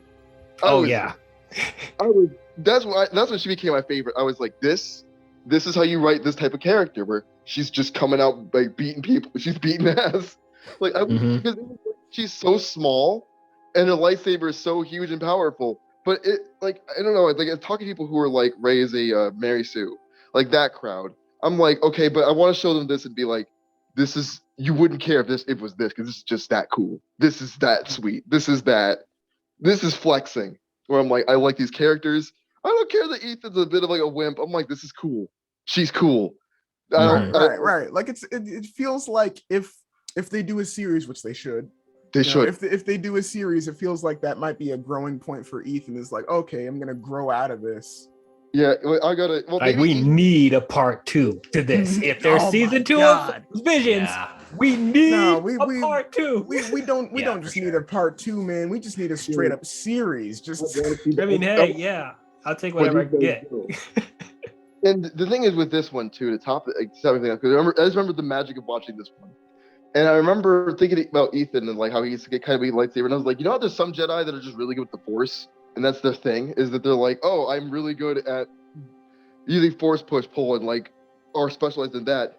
Ethan could be the wizard basically, and Kara is like the sword fighting. That would be cool if they did something like that. Because and you know, they could change up rules and everything, but typically from what I recall from like Star Wars lore and everything, the green lightsaber people are usually better with the Force and the blue lightsaber guys are better with the swords. So it would be cool if they did something like that, and like, okay, over time as Ethan gets better with the Force, his lightsaber just turns from blue to green. With Kara lightsaber turning, I think it turns green, or I think it turns green. It turns green in the episode, yeah. I wonder if they just got it backwards almost, because it feels like I mean, if we're not playing by those rules, that's cool. I don't care. That's the thing. If he's the new rules, I'll follow them because it's clear. And the thing is, I would love a series where like maybe they use the old style lightsabers that are just the color that they happen to be, and we run into characters that we think they're aligned a certain way because they're using a certain color lightsaber, and nope, that's an old model from like this era. And then you get this. I'm like, there's so much you could explore here, and in this 30-minute episode, like roughly 30 minutes. It's 20 minutes. The 20 minutes. Like 22 minutes. 22 minutes. In like that means in 22 minutes they've created a short that felt more meaty and more explorable than the majority of like things I've seen recently. Where I'm like, I want to know more. I want to see the characters grow. Jiro looks so cool with that armor. I can't stop gushing with this episode. I'm gonna say, man, I saw this episode and I was like, man, why hasn't CyberConnect 2 made a Star Wars game? I don't know, fucking EA. Yeah, I was like 2 letters. EA. EA had a work down, and then when Disney finally eased up a little bit with stuff, they're like, nope, nobody else wants to take that on still because EA's got that money. And I'm like, listen, just make a Star Wars Visions fighting game. Let's go, man. Yeah, get CyberConnect to make it. It'll be fine. No. DLC for the Lego Skywalker Saga game. Dude. Oh boy. I'm gonna marry Kara. Let's say Kara would just be OP. She came off of a theater bike doing flips. And let's talk about if we could get like a DLC story pack for Star Wars Visions, that's, you know what, I'll take it. But here's the thing too, another thing I need to gush about for a second too. The pacing of this episode was like perfect. Like it has this very familiar Star Wars type of moment with like the robot that's like really tired and being like, I don't want to go, I'm on break. That felt like a comedic moment out of a Star Wars film, and her being impatient, it gave her character, because she's like, we gotta go now, and he's like, no, all right, fine. Okay. And like I liked that because it's like a comedic moment. And the thing is, the whole time the Sith on that on the ship, sorry, with the Juro and like all of them, Mhm. in that room, there's tension building because they're getting impatient. They're being like, "Well, where is it? Where are our sabers?" Yeah, And the the whole thing- time, yeah. And you think it's a trap for them, where you're like, "Yeah, they can't defend themselves. Of course, there's no sabers. They're just getting ready and they're scouting the place. Your brain is filling in information. You're trying to figure out what's the game here." Mhm. And as they start to like figure stuff out, and they're like, "Hey, the Juro's not even here, is he?" Or it's like, "This is a trick. You're lying." And I loved that. And I was like, "This creates drama and intrigue." So while things are slow, okay, so to top this off too. While We things got, we are got to slow, top this out because we still got 4 more episodes. Right. It's just such a good episode. let's just real fast. As things are getting slow on that with those Jedi, everything's quick on that planet where there's explosions. There's the fact that she's getting over the fact her dad got kidnapped. There's a fast-paced story there that slows down and then catches up to the main plot that's unfolding with the Juro. And I was like, that's really nice. It makes this episode feel like something is happening at all times. Not a lot of shows can do that, and in 22 minutes, where I felt like everything coalesced into a really nice package, that I was impressed thoroughly. Okay, now I'm done. Are you sure about that? You see what happens when you get two anime nerds in the same podcast talking about anime? Yeah, Oh, yeah. I probably should have thought Oh, yeah. about that. We talk about one episode for an hour. But they're good. Yeah. I was actually going to say, fun fact: the guy who voices the father in that episode, Kara's father, the sabersmith, is Simu Liu, the guy who plays Shang-Chi. Oh, Really? That's Huh. deep. I That's super deep. I didn't even know. I didn't even recognize anyway, his voice. That was it. That's interesting. This one actually is also my favorite of Visions. This one is the one where I'm like, okay, if they ever do like a series or like a live action Disney Plus series or film or whatever, I'd be totally on board with this. Honestly, like they didn't, like as Beef said, they didn't rush anything about this. They took all of that time just like developing the characters and like the world viewing and like where they're at in Star Wars, and you did not care at all because you were so invested in all of this stuff happening. And yeah, like the twist with like all of the Sith revealing themselves with like all of their lightsabers activating and it's red. The moment you see red, you're like, oh, wait. And then the guy comes out of the robot like that. This is all just like screaming Star Wars at this point. Like this is when I'm watching Star Wars. It's like when they're able to subvert expectations in such a way that I'm not even anticipating that, like, yeah, it's a possibility, but like I'm not thinking about that. It's like they do such a good job at that. And it's like if they do a series, that's why I say if they do a series on that, I'd so be down to watch this. So yeah, this is my favorite of the bunch by far. Oh yeah. Love this episode. Love how it just like messes with your expectations of what you normally see in Star Wars. The characters are strong. It was tightly paced.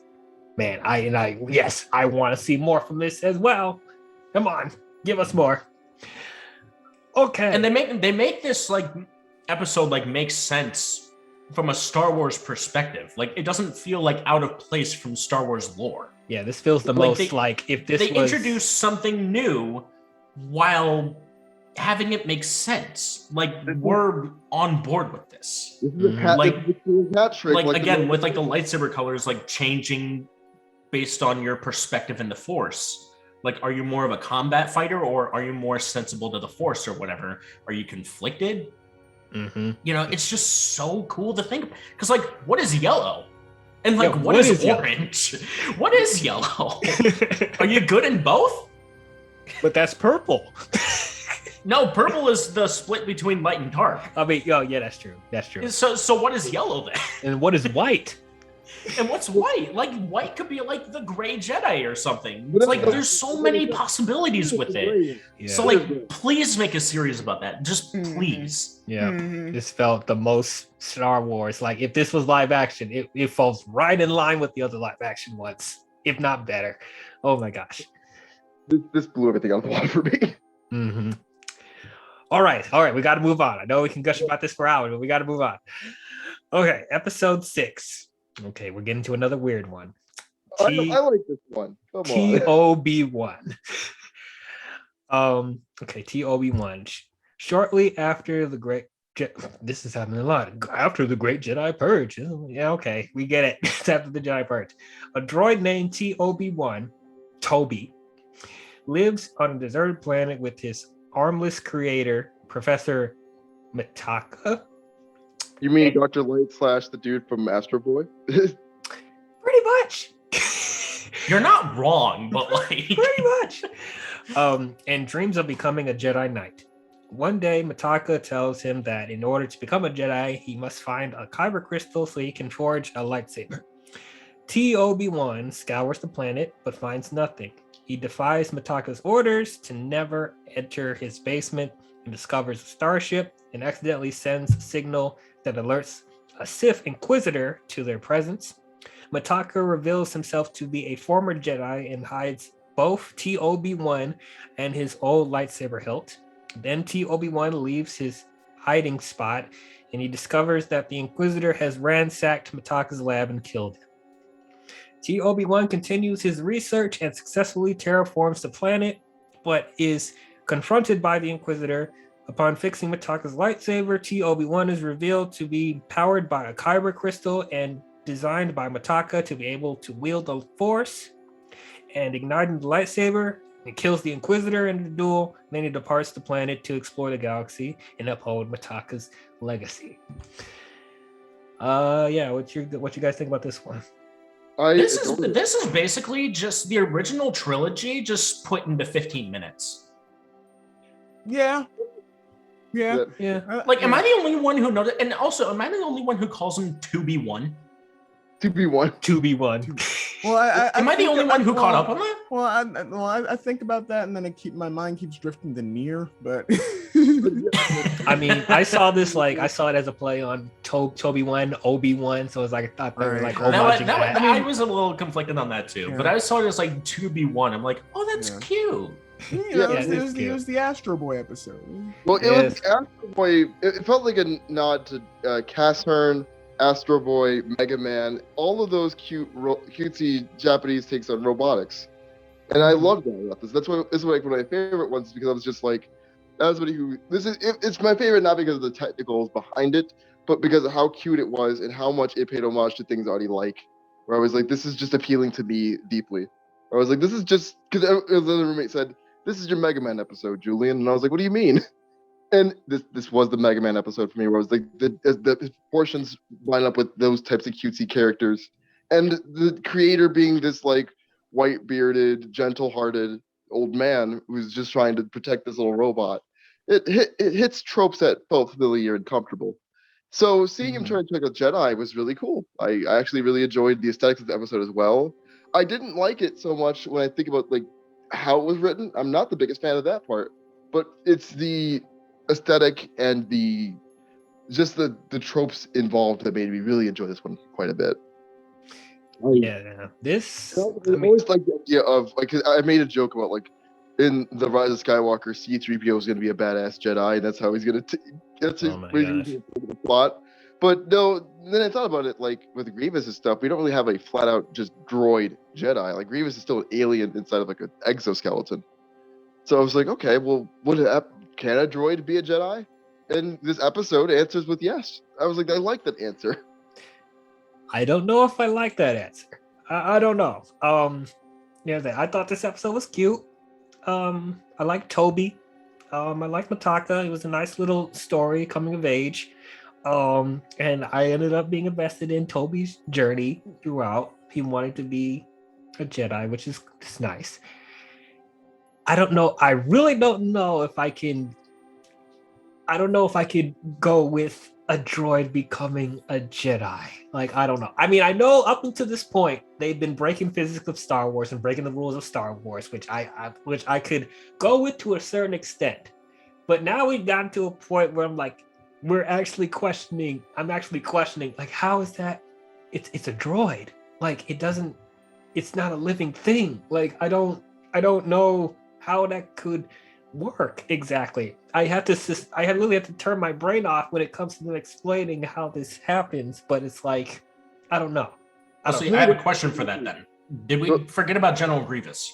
Well, that's what I mentioned Grievous earlier. He's an alien though, inside of an exoskeleton. He's not a droid. Well, hang on, because like he's more of a cyborg as opposed to being an alien. He's a cyborg with organs.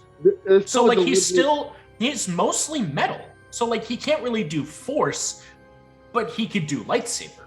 Well, what it was with Grievous too is I didn't even read him as like a Sith or Jedi. I read it as a man, it's a cyborg, mostly because he is a cyborg, but also they're still like cyborgs. When we're describing them are mostly human because of their brain. Like humanity still is a present part of them in some capacity. Like when we say humanity, but life or the organic part of them, the fleshy, squishy part, still there because there's a brain and there's like. Grievous presumably still eats or needs nutrients or supplements. He's not a robot in its entirety.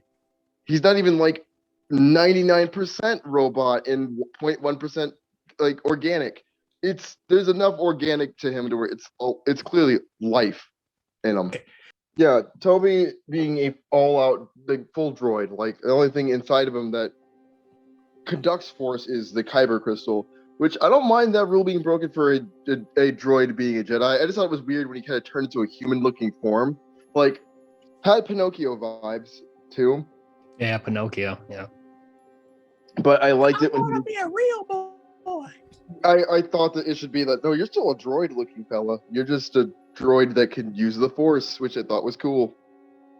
That's what I'm questioning. How is he using the Force? How does a droid have the Force? This is how I make sense of it, though. You know, there's explicitly the line, the Force flows through all things. Yeah. It's through just all like living things. All living things. Okay. Droids are technically living things. Well, it's like, I mean, I would... In the conventional sense. I guess.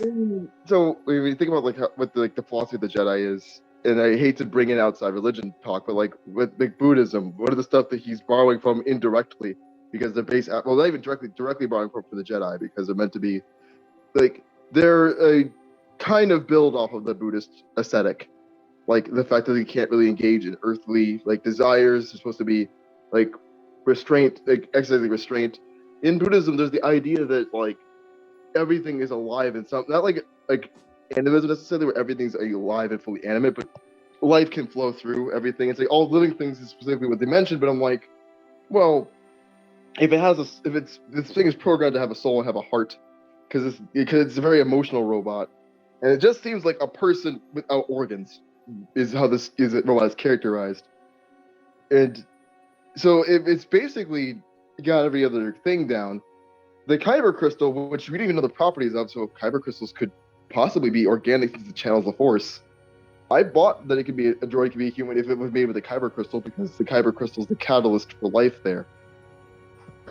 Because you don't know all the properties of those things. Yeah, so it's like, I guess I can go with it. It's okay. Like, if we're doing this fantasy, Disney, Pinocchio stuff, like, okay, I'll go along with it. And it's like, droids are technically living in a technical sense. But, yeah, I see it as like it. Like for anime, it works because like you could play around like the concept a little bit more with variety.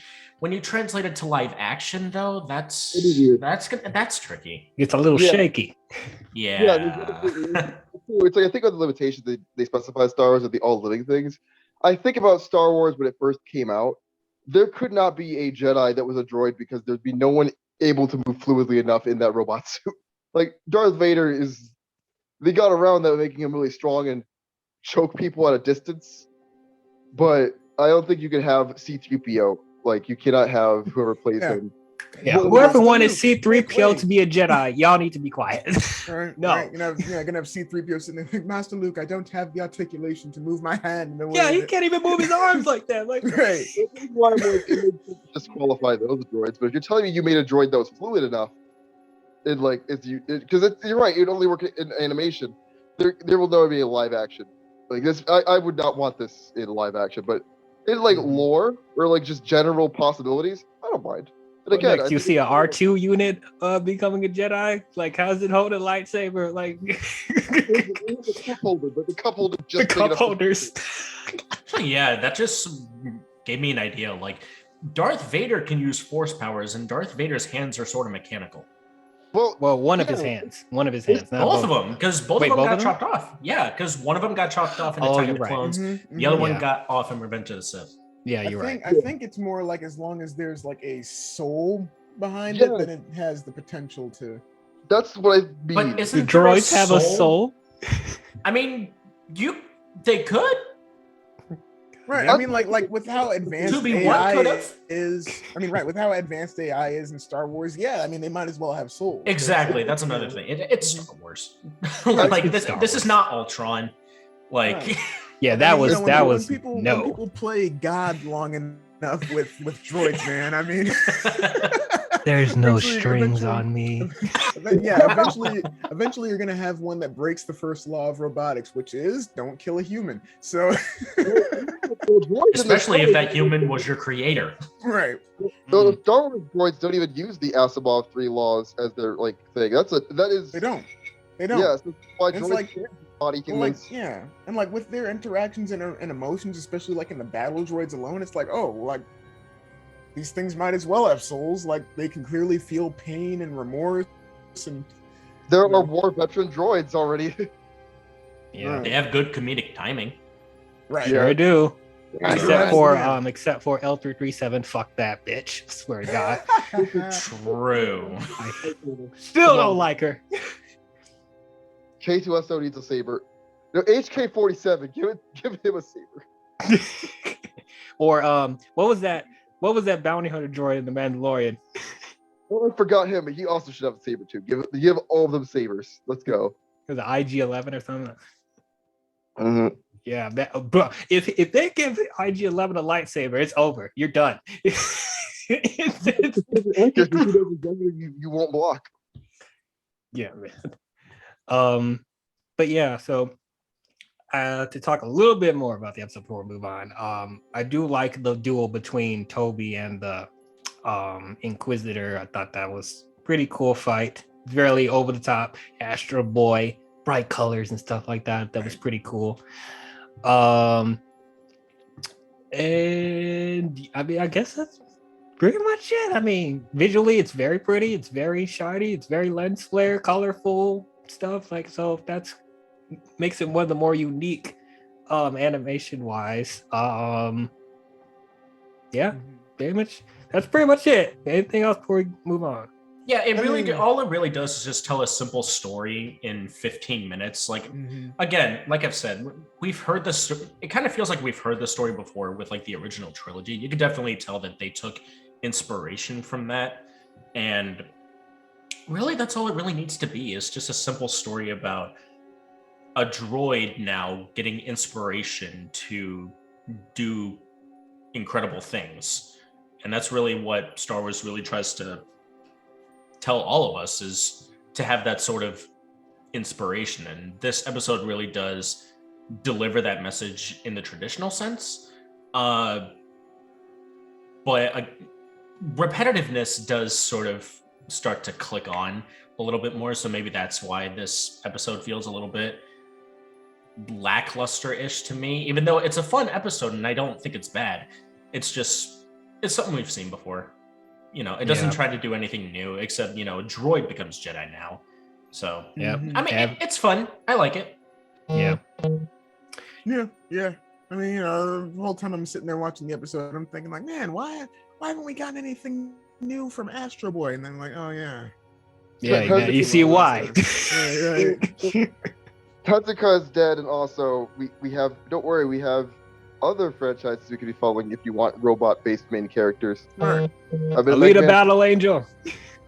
Yeah, Alita Alita Battle. Angel. We have options. Still haven't seen it. Watch it. It's I hate really myself. good. I know. You should. I know. Come on, man. My God, man.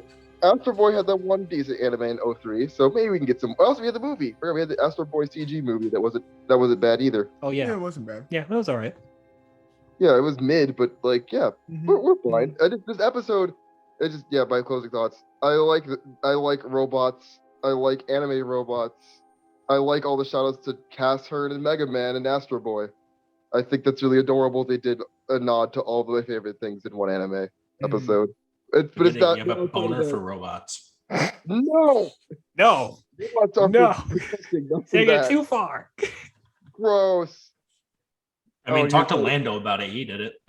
Yeah. Oh God, Lando was going too far. I'm like, I don't think I'm. I don't want Sure Lando is. around Toby. I don't want Lando around Toby. I'm sorry. He might go after a robot. oh no, dude, Toby's a child. Well, he's a robot. We don't know. Oh, God, Lando would make the argument. Well, Your Honor, it might be a child, but it's a child robot. So is it really that bad? Oh my God. my life as a teenage robot. No. Right? We're done. I'm moving on. I'm putting the station. XJ9. XJ9.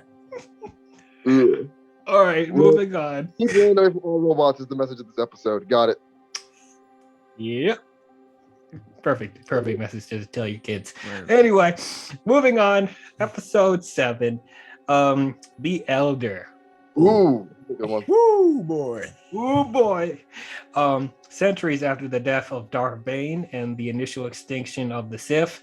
How many times are you gonna say that? After the extinction of the Sith, after the Great Jedi Purge, after does it all take place after the extinction of the Jedi? Oh, I mean, it's the most open place to place a story. Yeah, it is. see, now we're confining the timeline of Star Wars. You're making the universe smaller by doing that. I mean, the galaxy's a big place. A lot of things could be happening. Yeah, I guess. Tell that to every single person who made a show about the events of Order 66. Oh, I mean, bro. that's the thing. It's a big galaxy. That, it could be, oh, what happened to Jedi Master Bob? Oh, well, yeah, he just got shot to death in Bob. the streets of Miami by his clone troopers,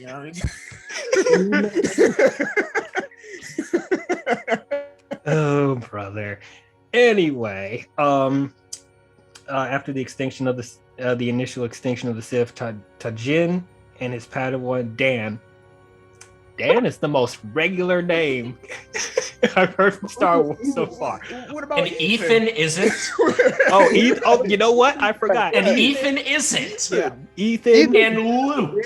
and Ben. Right. We got Ben. yeah. Come on. Right. I mean, come on, man. We got a whole Resident Evil protagonist walking around in episode 5, man. Ethan. Just Yeah. His name is Jake.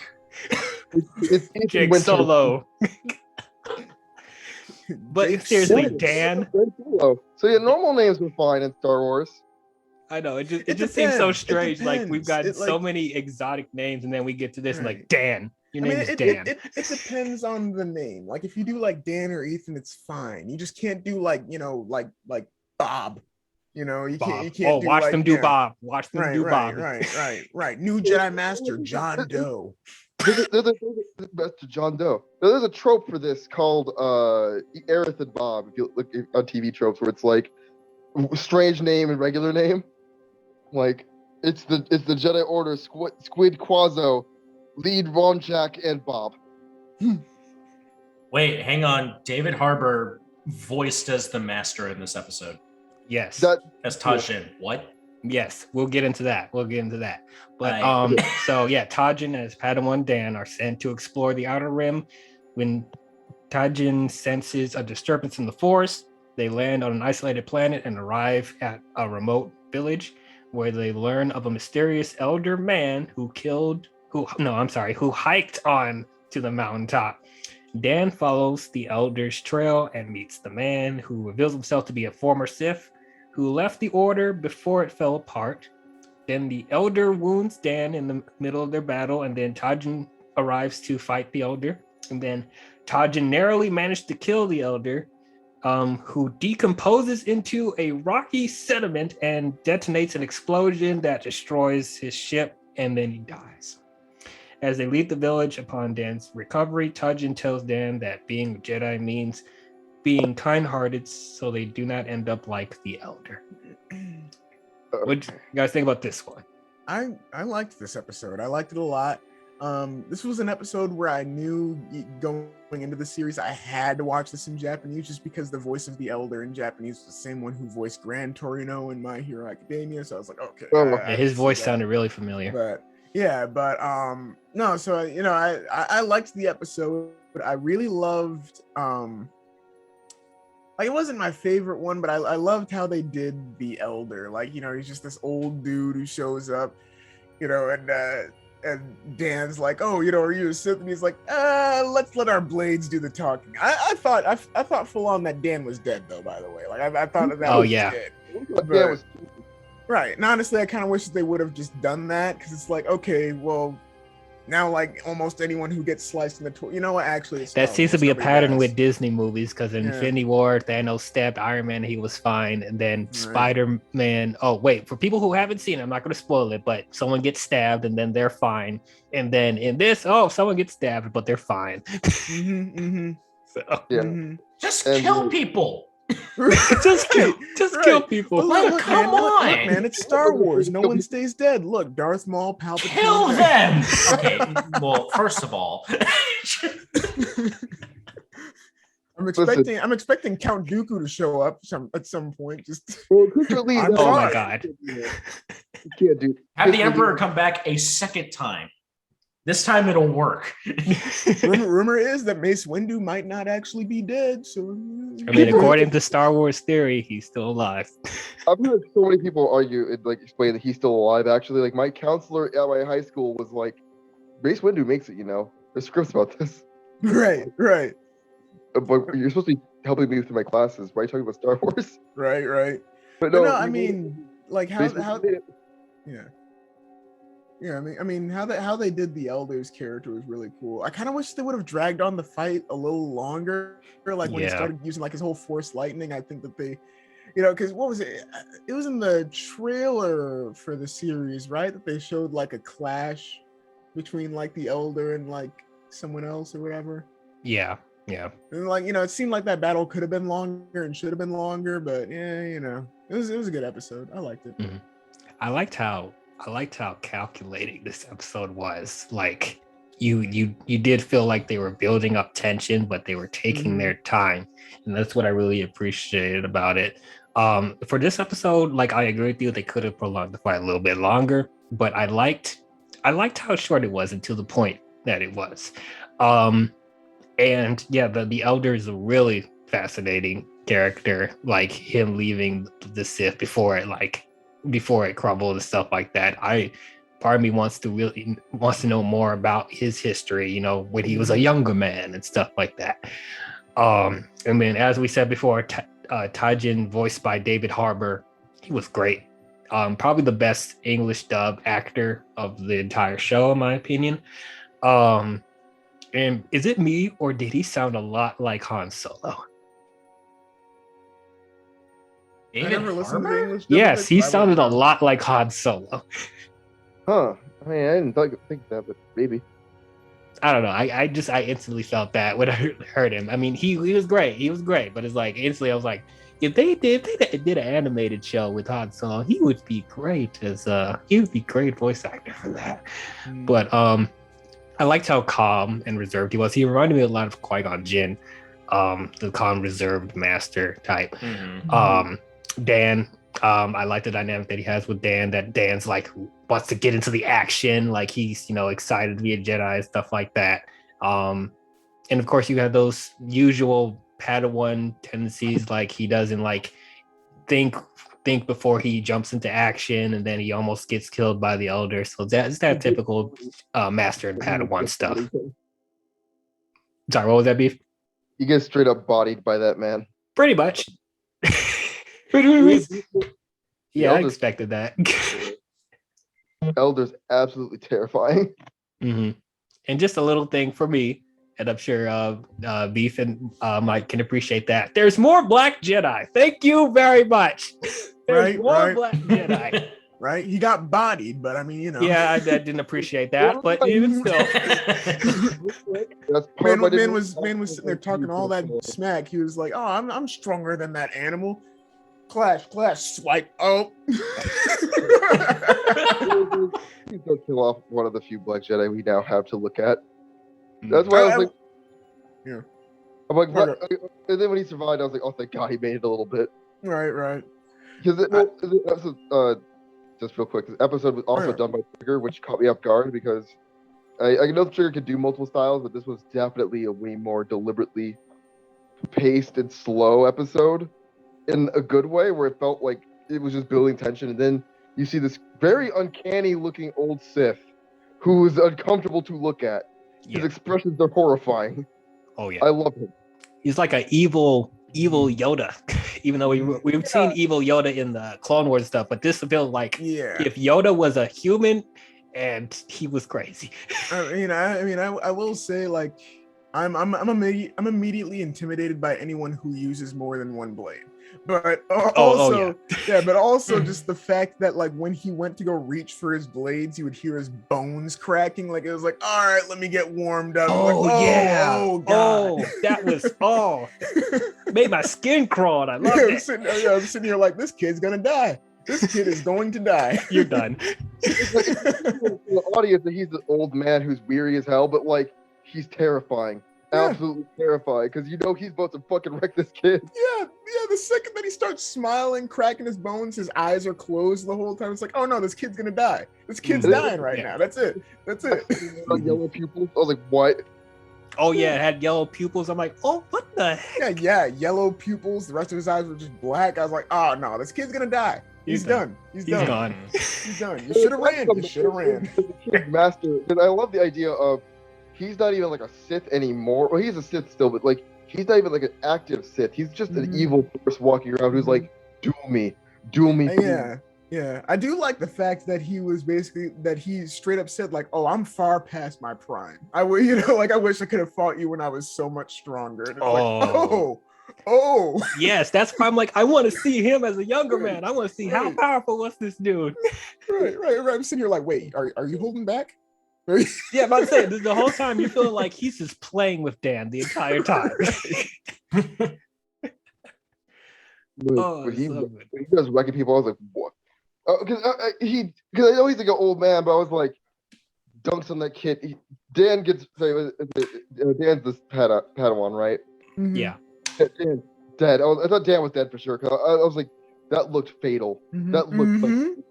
Any other time, it probably would be. Yep. Yeah. They're doing like the thing where it's like it's like Aiajitsu, which is like a samurai practice of like quick draw with your blades, and that's what it seems like. It's very deliberate and clear choreography for their fighting.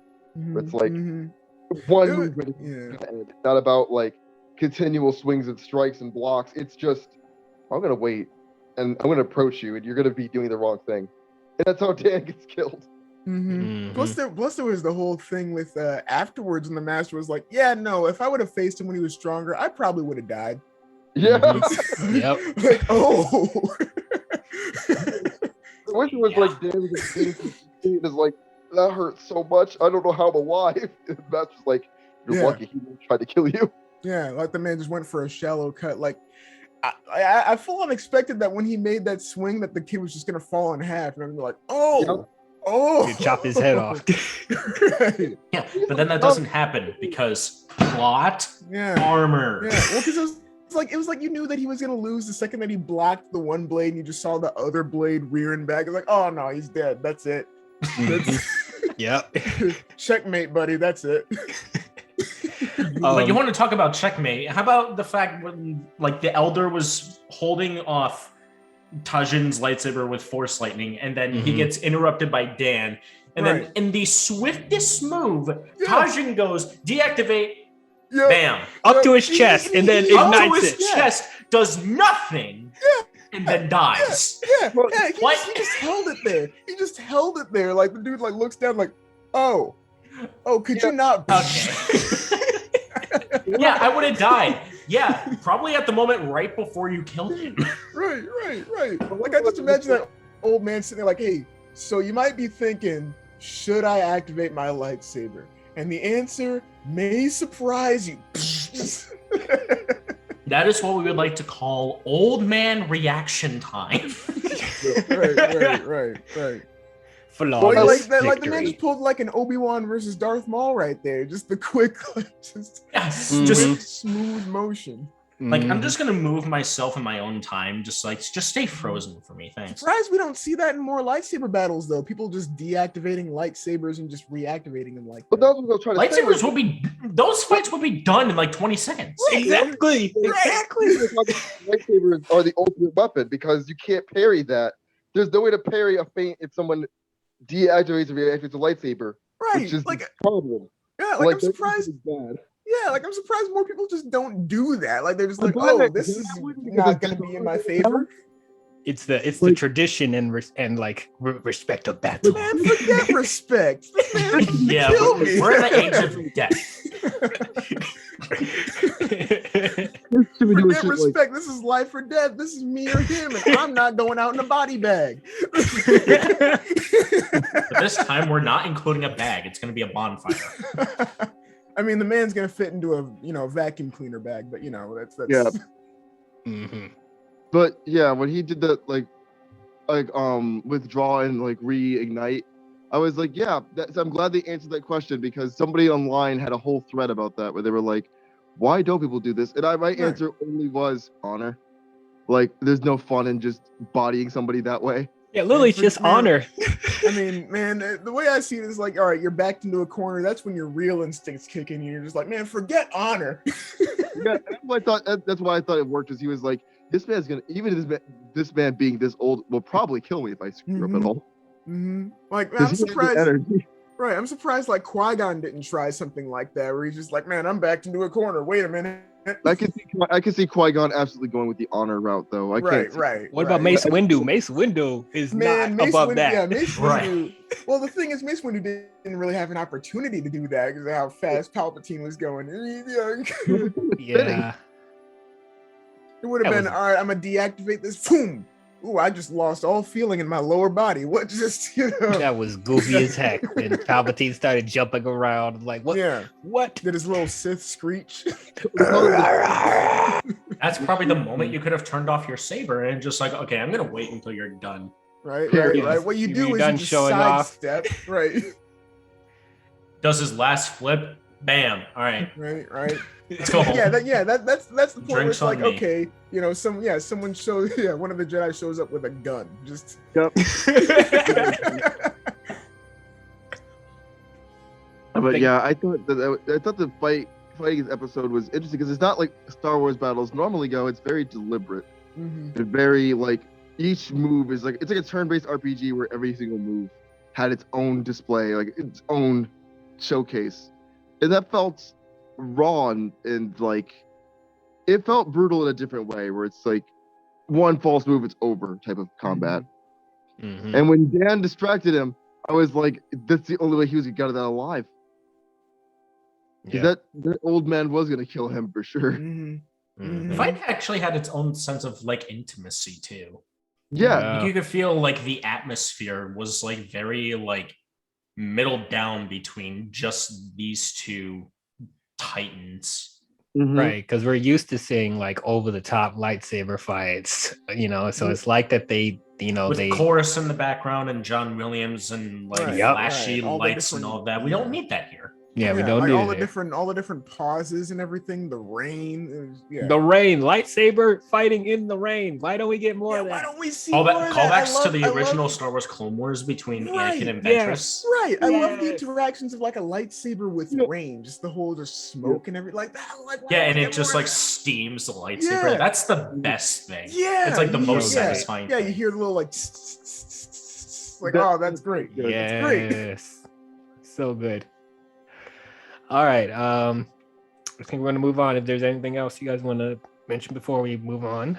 Oh, no. This is a fun little episode. I enjoyed the little callback to Qui-Gon and Obi-Wan. I kind of felt like it was kind of time for us to well, I wouldn't really say time, but it was a nice refresher to get introduced to those kinds of characters. And the Elder himself is an interesting concept of a character too. Kind of sad that he died pretty quickly, but at the same time, he was old, so if he was 20 30 years younger, he'd be here for 2 more episodes. Mm-hmm. So oh yeah but yeah, it was a fun little episode, and I don't know. It wouldn't be something I would want to see like continue on. It was just good for like a one-off, but like Right. it was fun nonetheless. Mm-hmm. I was just saying, the Elder has the energy of like when you're playing an RPG, and there's like those roaming bosses that the game goes, you shouldn't fight this character until you're maxed out, and you run into him, and he's just there with like a full moveset, and you're like, wait, what?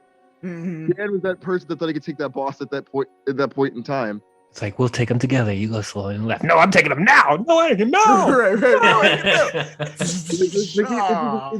It's like that boss of the game gives the tutorial message, running from battles is fine.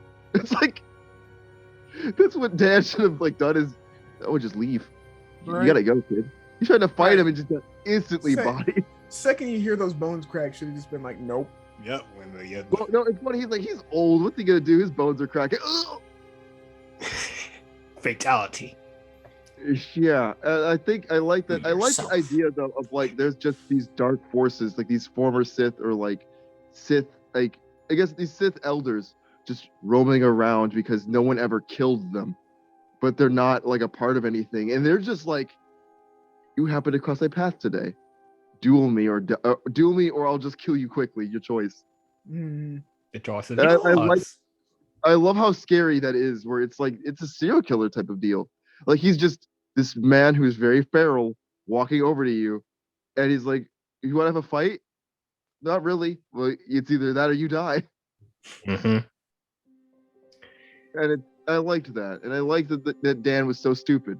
And then I'm glad he's alive because please don't kill off all my Black Jedi, but also Please don't. because listen, they didn't give Sorry, us Dan was stupid? trying to fight that. mean, I mean, he wasn't. Reckless, maybe. Stupid? Okay, I mean, Not the true. right word. Yeah, Just I'll give him saying. that. He's reckless. Yeah, I agree with that. He's not like stupid. Okay, yeah, you're right. Reckless. I was being mean. Fine, being mean. Reckless, but reckless is definitely the term. Like, he's so reckless and is just like, I'll fight this man. No, no, you won't. He Dude, fights somebody you. else in front of. If I was fighting someone, they crack their neck in like an instant. Nah. It's like, Like yeah, here, I'm you can out. take this. You can take my saber. I'm good. right, right. I It's didn't need to be just- Jedi that bad either. I wonder too if it's like if you try to forfeit the dude, like, it's too late for that now. You already started fighting me. Yeah, the deed's already done. Accept your fate. Accept your fate. No take backsies, bro. No take backsies. Mhm. Just end this quickly, please. Yeah, Right. he tried to fight me. All right, moving on. We're almost to the home stretch. Episode 8, Lop and Oko. Furry. Yes, the episode with the rabbit. Yep, the episode for furries. Okay, so during the reign of the Empire, a rabbit-like alien slave called Lop, or Lop, I think it's Lop, escapes her captors on the planet Tau, and it's discovered by the planet's clan leader Yasaburo and his daughter Oko, the latter of whom convinces the former to adopt Lop as his daughter. So they adopt this rabbit alien creature. Okay. 7 years later, the Empire has occupied their planet and is exploiting it for its natural resources. Yasaburo wants to drive the Empire off their planet, while Oko wants to cooperate with the Empire. After failing to convince Yasaburo to join her, Oko enlists in the Imperial Navy despite Lop's protests. With Oko gone, Yasaburo passes down the family treasure, an ancient lightsaber given to their ancestor and passed down to generations, to the Force-sensitive Lop, and departs to confront Oko. Oko blinds Yasaburo in a fight, but Lop arrives and injures Oko, who is forced to flee, and Lop then vows to return Oko home. Okay, so with this episode, this is one of the more grounded stories of all these. I really found myself invested in the adopted family type of dynamic and like the clashing of beliefs between the sisters and the father. And of course it adds more to the themes of not, people seeing the Empire is like, they're not really that bad. They're there to help us. And they, they take, like, there's some people that believe that, you know, they're out to help them and take care of them or whatever. And then there's some people that believe that obviously the Empire is evil and they're just doing this to manipulate people. So I like that there was a gray area with the Empire. This is stuff that they elaborated more in like Clone Wars and Bad Batch, and I think a little bit in The Mandalorian, I forgot. But I liked seeing that. But it's just weird. It's just a little weird that the rabbit's in here. The rabbit, like I was gonna say, like, all I can really say about it is that if you can bypass the fact that this episode was strictly targeted for the furry clan, it's a good story. It's a good one. Like, it's one of the better ones, I think, actually. Like, this is probably like top 3, 4 for me. Yeah, for sure. Like, you know, it just felt like they just need to add that one weird thing in anime in this, because like I don't know, that just felt like the one thing that's out of place, because she did need to be a rabbit. It's funny because Lop was actually not a bad character, even for a rabbit. Yeah, Lop's not a bad character. She's actually pretty actually good. like probably the most grounded of everyone in that film. Yes, or in that episode.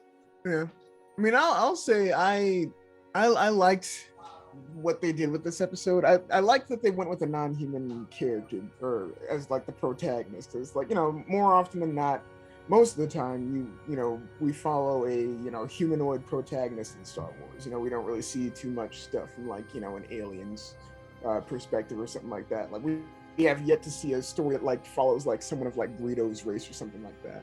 But you know, as long as they're not a Wookiee. Right. As long as they're not a Wookiee, so that they don't get any medals. Right. oh my gosh. Right.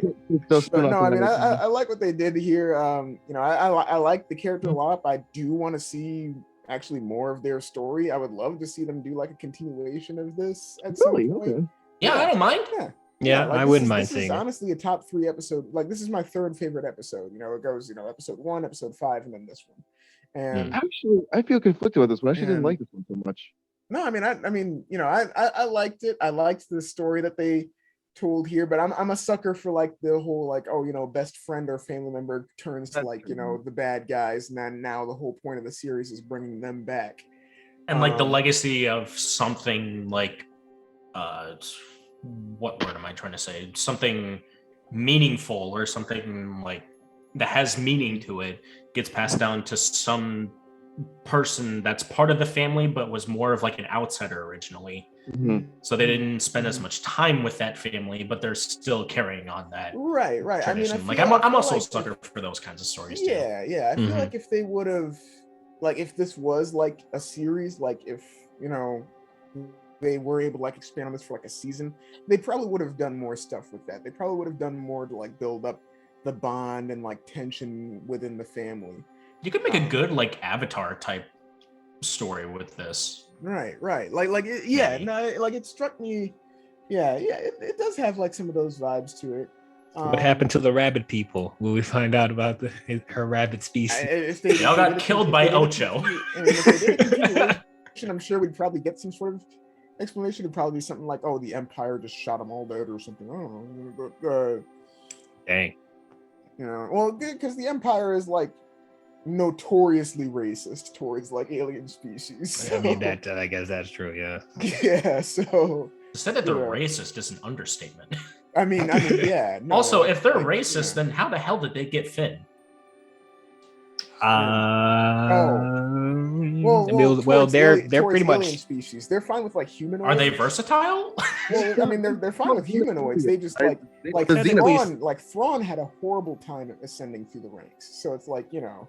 And also the Sith aren't about xenophobia and racism in that capacity. They're fascist, but they're not like based around the ethno state bit of that. Where they're not like, we need to have a planet full of all humanoid Jedi or Sith. Right. Though when it comes to the Empire, they're just a powerful hyper military that really wants to control the galaxy. Right. But they're not about like, they don't have an agenda aside from we want more power. Like, I mean, to random like alien species and going, you are inherently lesser. Well, right. And I mean that's the thing too with the Empire. Like the Sith, yeah, no, it's different. Like, all kinds of people end up becoming Sith. But when it comes to like the Empire, like, and they even touch on this in some of the novels, especially surrounding Thrawn, they prefer like their military to be made up of like, for lack of a better term, humans. Yeah, they do. You're right. They did clone, and then it is by by the New Order. They are still like they still have predominantly human candidates, probably because they can't conscript with clones anymore. It's people. But I think if they could have it their way, it would be clones. So yeah. But I mean, like point is, I really liked how this episode went. Definitely top 3. I did like the betrayal that they had with like OCHO. That like that whole thing was like, oh, she was wanting to help us out from whatever, and then her like going biting her thumb, doing all that. It's cool, but. Yeah, I was gonna say like she goes as far to bite her own thumb to make like blood marks on her face. I'm like that is some metal stuff right there. That is pretty metal though. I mean, just kind of like when seeing her biting her thumb like that, I like immediately just thought back to like Naruto. I was like, wait a minute, but yeah, it's a very raw moment. Yeah, very raw moment. But no, I mean, overall, loved this episode. Yeah, I like the duel between Lop and OCHO as well. I like the what was it, the staffs that OCHO has, whatever, like the that like red, sectioned off like nunchuck looking thing. Yeah, that was pretty cool. And then the ancient green lightsaber that Lop had, I thought that was pretty cool. I thought the episode was interesting in some places. I really didn't like the design of the is Lop the bunny? Yeah. I didn't like. It's too fluffy. She's too fluffy. It's weird. I made a joke about furries earlier, but I actually have no problem with furries. It's what it is that aside of the joke though, I'm like, if you're gonna design an alien, I would like it to at least feel somewhat like you could make your own species up. I just would like it to have felt, and this is where I feel a little bad saying this. It'd be nice if it felt like any other fuzzy Star Wars character that we have, but it just feels like they had a bunny girl anime, and they just took that design and put it in here. From like, it just looked too cutesy because everything else in that episode was like gritty and like right. I mean, when we get to the rabbit, it's like, oh, look at this cute little rabbit. I think that was sort of like a symbol as like she's like a hope for. Anything like tainted by darkness. It's a more pure character, but also I will agree and disagree. I will agree that like yes, the character may have been like a little too exaggerated for like a Star Wars character, but at the same time, in the format, considering the format that we're looking at here, an anime format, it's not uncommon for like these animalistic characters to look like that. Like and if they like typically when they do go with the more like reserved and possibly even more humanoid look for like these kinds of characters, it comes off as like less interesting, less entertaining. You look at them and you're like, I don't really care for them design wise, right? Like it's not something interesting for you to look at throughout the series. But this, it's like, okay, this is a character like draws your attention. You can tell, okay, she is a very main character. Like, it is a very main character type of look. Right. This is main character energy, which is like, like it is kind of off-putting when some anime series do that, but at the same time it's like it's fine, like I don't mind it. I personally don't mind it. I think she's interesting. I guess I did stop me a little bit thinking about like, because this is anime, it would be nicer if it resembled like if it was exaggerated. So I guess anything at this point is fair game, so I shouldn't be so harsh on it. It's just my personal tastes. I'm like, there are ways, because you can see the Star Wars species being drawn in this style, and they still look strange and bizarre and weird in that way that's familiar to me. And so you have her that like doesn't even like feel like she's in the same ballpark as them, like design wise. It causes a contrast. That's not a bad thing. I will say that this episode 2, like everything else episode looks amazing.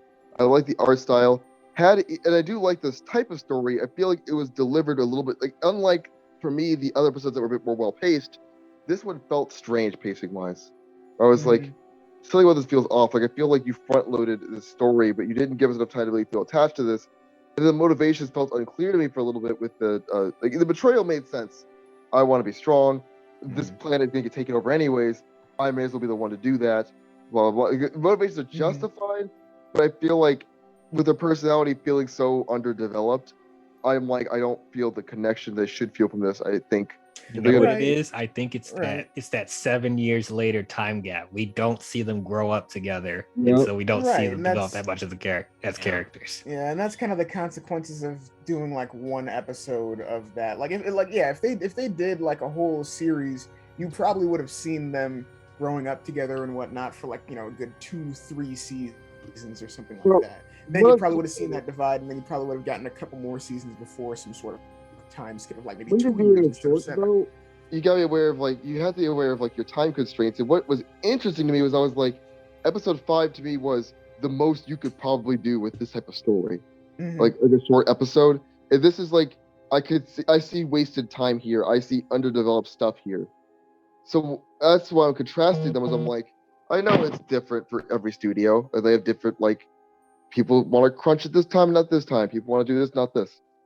This is the episode where I definitely feel like I don't want to see more of this personally. And it's a one-off story. I feel like it's like I would rather this have already been a series they're doing a short of than if you pitched this to me and you were like, would you want to make this into a series? I'd be like, not really.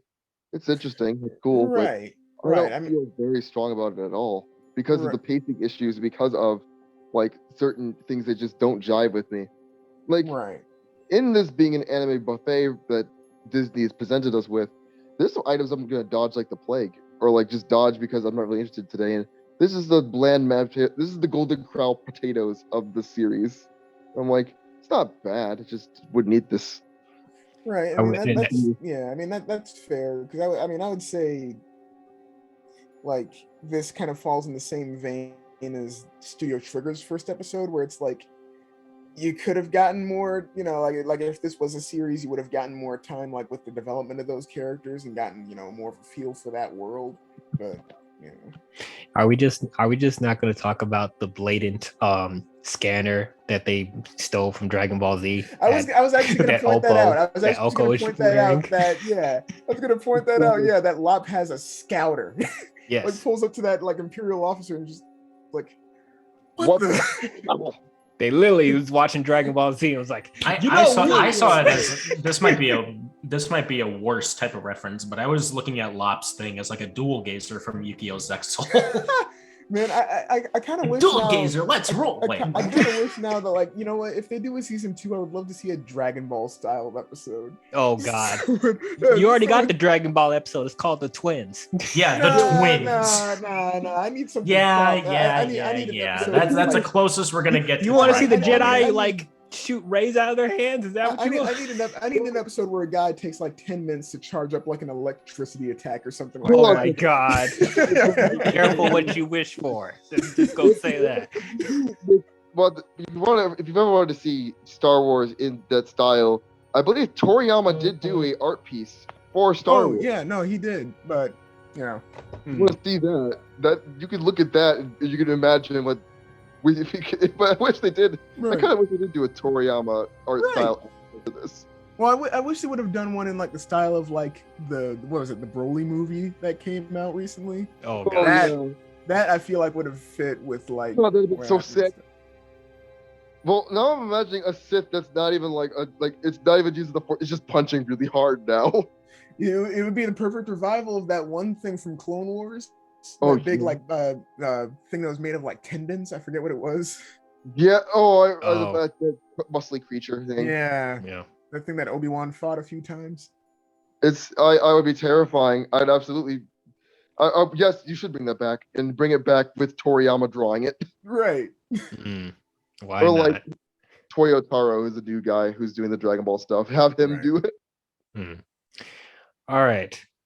I think it's time to move on now. This is the final episode. AKAKIRI. This was trippy episode. Yes.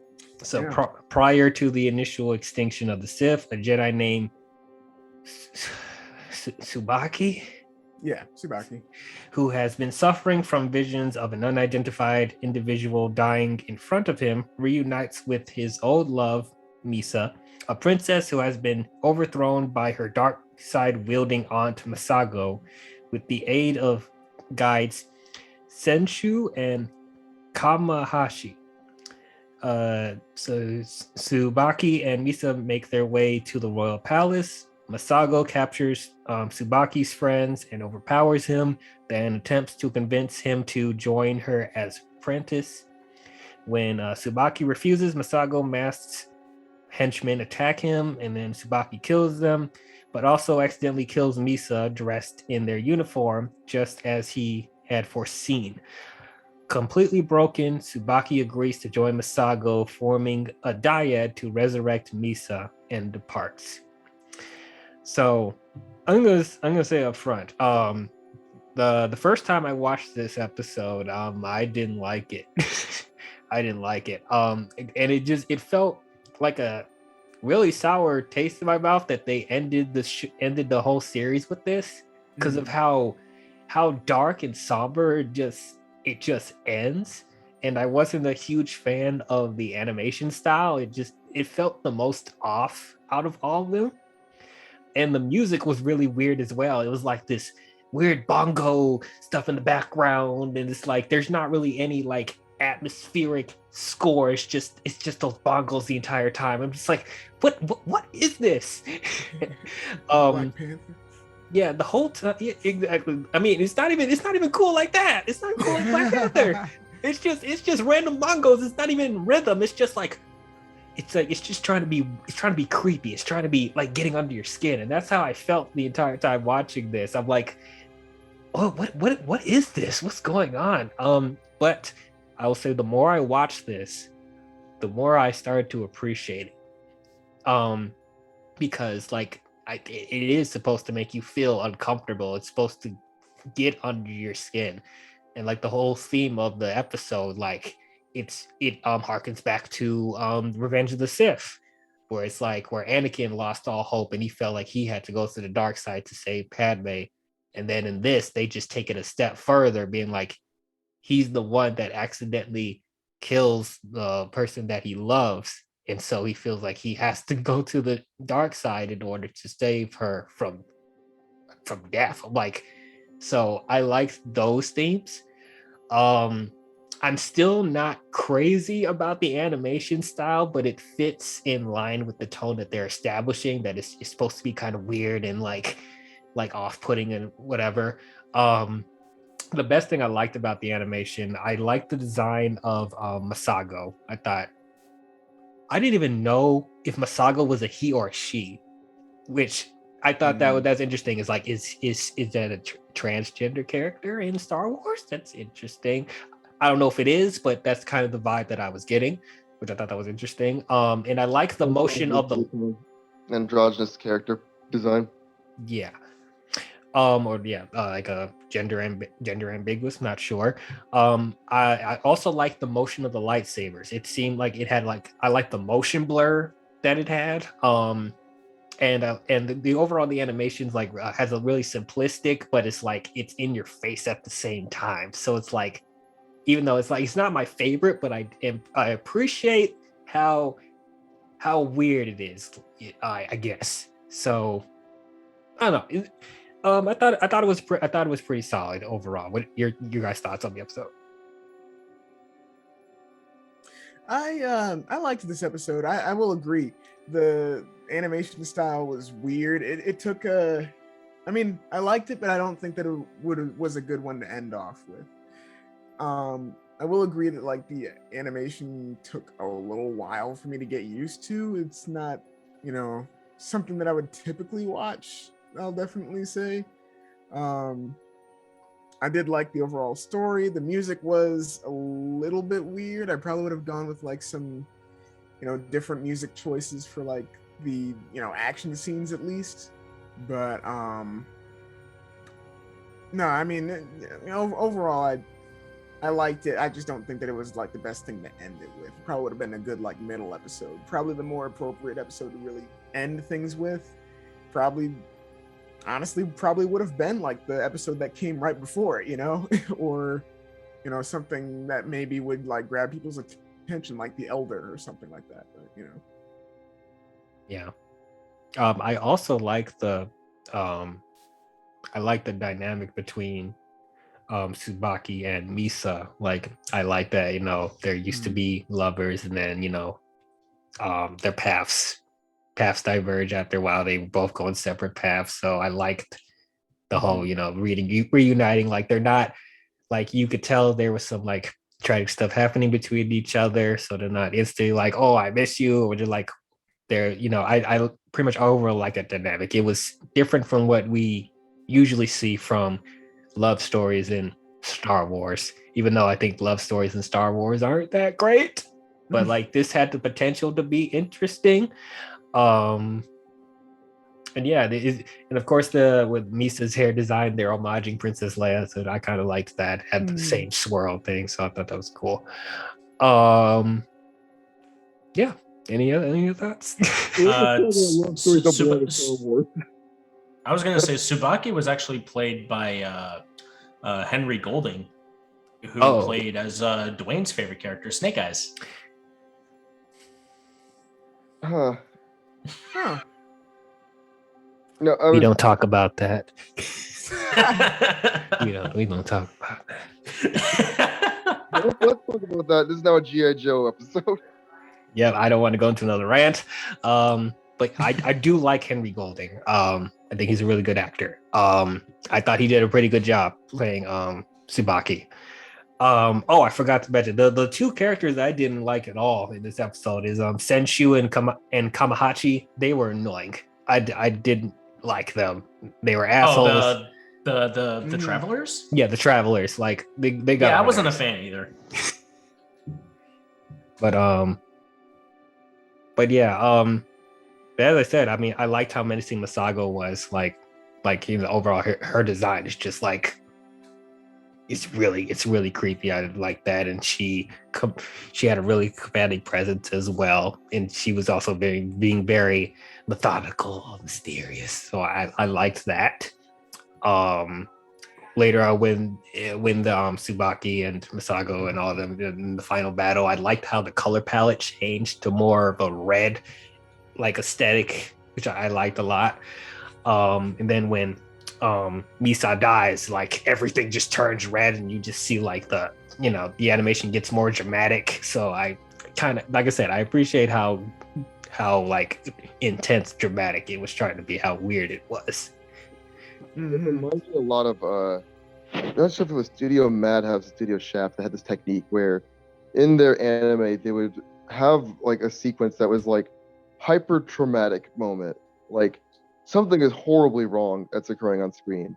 Like, if you've ever seen that film of the of Barefoot Gen's atomic bomb sequence, where it's the atomic bomb going off over Japan, that was them that did that.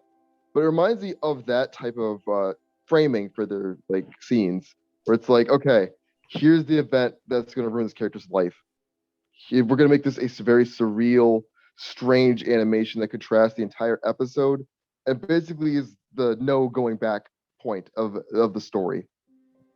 And I loved that, and I think that was significant for me to stick out. Like, this is a strange episode to end on. I agree. Like, I'm always like, you can't do episode. I don't know which one of these I would have put at the end.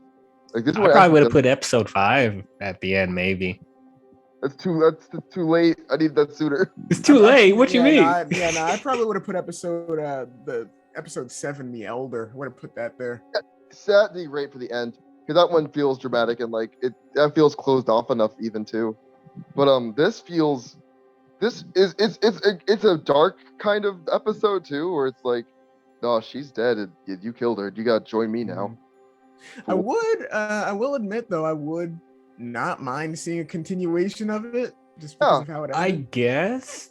Yeah, because I was actually thinking about that too, because I was watching the end of it, and it kind of left us open-ended, which kind of makes me just immediately assume by default that we could end up seeing more of this story. And yeah, I'm actually completely on board with you guys about like this is weird for it being like the last episode of the series, and I actually would have said, just add in one more episode. Yeah, 10. Add it up to 10. Yeah. Because 9 just feels weird anyway. I would love to look at I saw a video where they talked about like Vision's development a little bit, but I wonder if there were studios that wanted to contribute but couldn't do it on time, or like they went to a studio, KyoAni, and they were like, we don't want to do this.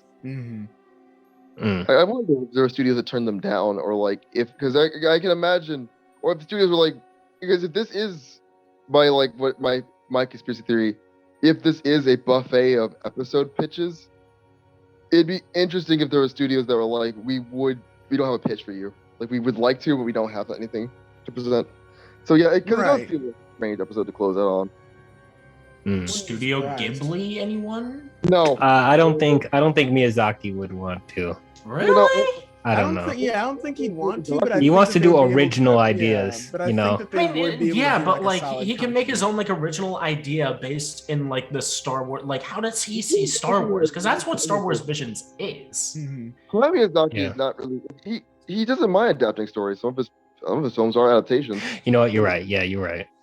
What it is that Miyazaki has his philosophy is at odds with Star Wars, I believe. But I guess probably. I think it would be awesome though if he did do a Star Wars. You could get Studio Ghibli to do stuff for you. I mean, his son is his son that he bullies a lot. Not his son, please. No. He's the only one you have now. Because Hayao's going to do his retirement film eventually. He's going to. Have y'all seen Earwig and the Witch? Okay, we're not going to talk about that. No. Have you seen Tales from Earthsea? It wasn't so bad. It was rough, but it wasn't the worst. Up on Poppy Hill was good. Yeah, that was all right. Yeah, listen, Goro can do it sometimes. It's just funny that Miyazaki has 2 kids. One of them is an art student that wants to do art, but is I think he's just hiding somewhere. Meanwhile, Goro, who is an engineer, gets forced into doing anime, and he's like, no, please. Yeah. And then his dad makes fun of him. It's like, you're not really good. Like, damn, I remember seeing a video of when he did a screening of Tales from Earthsea, and his Miyazaki was there, and he left. He walked out of the theater halfway through. He was oh God. Oh, that's embarrassing. I feel so bad for him, but his dad. It's funny because everyone is Miyazaki is this depressed ooh I'm so sad individual. Miyazaki has said some horrible things, and I'm like, he's not a bad person, or he's just an artist. But I'm like, the best way to cultivate art out of somebody sometimes is to not just beat them relentlessly with verbal laceration. It's you gotta sometimes encourage people to do what they are good at, and maybe let him be an engineer, Miyazaki. Let him go back. Yeah, let him do his thing. Take the other son that you have that you haven't talked to at all. Make him the star. But Ghibli preserves his art style. There's people at Ghibli can draw like Miyazaki can. That's been preserved, thankfully. Mm-hmm. It's just because Ghibli does. Miyazaki didn't do. There was Ni no Kuni, but the studio did, and it looks like a Miyazaki film. Mm-hmm. I mean, that's not the problem. That I don't think the problem is aesthetically. They all look like they come from the same studio. It's just it's the writing, man. It's the writing and the adaptation of the stories that causes problems. And it's I think Goro was just not cut out for that the way his dad is. But rant aside though, to get back on topic. I think his last episode was trippy, interesting. Felt like it felt. I actually do want to look at the production staff of the studio to see if they've worked on on Shaft or Madhouse Productions, just to see if they were those guys that really nailed that weird, traumatic kind of a trauma-looking art style. It's how I'm coining that, where it's huge bad event occurs and everything is wrong and looks terrible and horrifying. Mm-hmm. I want to see if that's them moving on to different studios working on this project, possibly. But I liked it. I did. I think that those guys, those weirdos that were, I forgot that you mentioned that you didn't like them earlier, but I enjoyed. I think they were okay. They were inoffensive to me. weird but inoffensive. Yeah, I think this episode is all right. Again, it's weird for it to be the last episode, but like I think this is one of the weaker ones for me because like it felt like this one needed more scenes. It didn't feel like something that could have survived with an 18-minute runtime. I felt like it needed more time to go into like more development, or like something that you would take for like a half an hour skit just to add in like 2 or 3 more scenes. And like you know, I'm not a huge fan of this animation design or like this art design, but like animation art design is like that's on you guys, you know, whatever you guys want to do, just you do whatever you want. But like in terms of like story and like in a storytelling perspective, I got lost, and I feel like it was because they were just missing a few like quintessential scenes that just kind of made this feel not rushed, just missing or just incomplete. So I don't know. Yeah, I felt like they were like being ambiguous with the story, even though there's a lot of padding in the first quarter of the episode. It's like it doesn't really get like, oh, it gets serious until the final confrontation. Which is sort of like supposed to be the heart of that, or like the backbone. That's supposed to be the heart episode, or like the backbone of that episode, which is kind of weird for a concept, especially if it's the last episode of a series. But like, you just end like, oh, she's dead, and he turns to evil. Well, like he brings her back to life, and then he's evil. But like, yep, I don't know. Thank you for watching. It left it very open ended. So it's like, okay, I just want to see where the story goes, just to see how it ends. Which Anakin has a technique? Huh? That's crazy. Right. Like, I'm like, Anakin could. I'm like, considering that now this is the second. Considering Star Wars Vision is not canon until Disney says it is. Says other or reverse the decision to make it a non-canon thing. This is now the second time though that we've seen Sith revive people for real, and I'm like, Palpatine must have just conned Anakin. Oh yeah. Yeah, that man was like, that man was just like, I mean, he freaking finessed him. He's like, if he gets the girlfriend back, he might go back to the Jedi, so I gotta leave the dead. Well, plus he implanted those visions anyways. Yeah. I know I'm thinking about how like Kylo Ren saved Rey, and like Rey brought back like that worm and stuff, and I'm just like, you know, with all these powers, it's a shame. It's a real shame that Sith don't actually come through in that promise, but in this series they do. They're like, at least this time he does come back. And he was like, well, that stuff's crazy. She's alive. All right, I'm with the Sith now. See y'all later. Yep. Peace. Right. Perverting the life cycle, so that's why you would want to be a Jedi, is because this is a perversion of nature, and something weird's going to happen. All right. Well, that is our overall thoughts on all the episodes of Star Wars Visions. So do we have like a ranking thing going on? Like we're gonna rank all of the episodes? I haven't thought about that. Last place, episode 2. By far. The best episode, episode 5. I got a bit for you. So I'm gonna read you the IMDb scores of each episode, because they kind of line up with what we said. All right. Are you ready? Because somebody went into research. All right. The Duel, 8.5. Tatooine Rhapsody, second episode, 5.3, the lowest rated one. Whoa! What a jump! Damn! The Trigger episode, 6.2. Episode 4, The Village Bride, 7.5. Okay. Episode 5 with the highest rated one, The Ninth Jedi, 8.6. Only 8.6? That's not much. That's not by much, though. TOB He's giving it a 9. 6.1. Episode 7, The Elder, 7.9. Episode 8, Lop and Ocho, 7.2. And then AKAKIRI at number 9, as the 9th episode, is 6.3. Mm-hmm. That sounds about right. Yeah, Yeah. Tatooine Rhapsody, not taking a big dip makes perfect sense. I mean, yeah.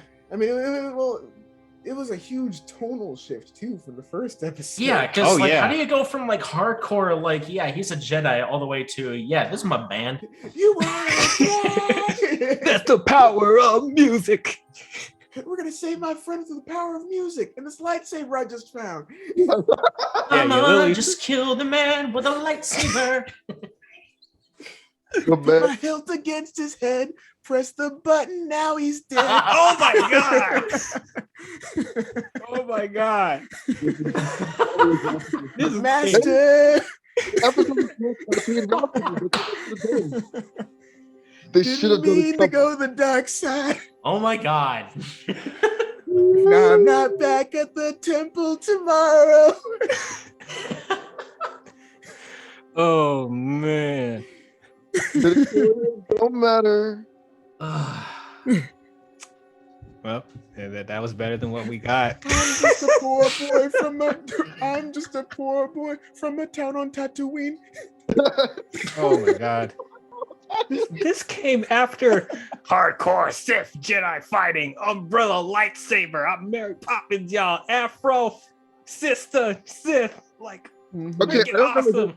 Black. I can't tell, but I gotta watch it again and look closely because I'm like, I thought she was just like a Bride of Frankenstein kind of color. Dude, Huh. she had like a darker gray. Yeah, I guess because the black and whites I can't really tell, but Mm. I'm like, I can see. I guess she's a sister. I do like that. I do because her design was kick ass. I was like, Mhm. Heck her yeah. crazy eyes were amazing. Mm-hmm. Also, real fast to go back to the episode, the trap where he puts the sword inside of the Buddha statue or the Buddha. Man. Oh yeah, yeah. And also the log splitting that waterfall too. Like Mhm. there were so many Oh moments. yeah. There's so much stuff. Cool, so many cool set pieces and visuals. Mm. Episode 1 was so good, and then episode 2 is just Tatooine Rhapsody. It's a great time if you want to watch a. Like, I almost would have redone the episode as a like pastiche of band documentaries instead of it just being like a straightforward power of music episode. It's like here's how they got the band together, and then it's like the documentary is getting depressing with the ending of Jabba being like, I'm killing G for Right? breaking rules. And then I don't like it, man. but yeah, I think the episode has the ideas there. I just think they didn't execute it right. All right, you guys, real quick, give me. I'm gonna go one by one. Give me top 3 episodes. Kozak, go. Episode 1, episode 5, then episode 8. Ruby. Yeah. Oh god. I would say the Ninth Jedi would be my number 1. That'd be episode 5. Number 2 would be the Duel, episode 1. Mhm. And 3, I want to say Lop and Oko, to be honest, episode 8. Oh, okay. And then like a close 4th is the Elder. Yeah. Okay. Beef. All right, so I'm gonna go episode 5, of course, because that was the moment where this broke me. Then episode 1 for sure, and then it's a tie between. It's a 3-way tie actually, because I really don't know which one of these. Actually, I know it's a tie to the twins and the Elder.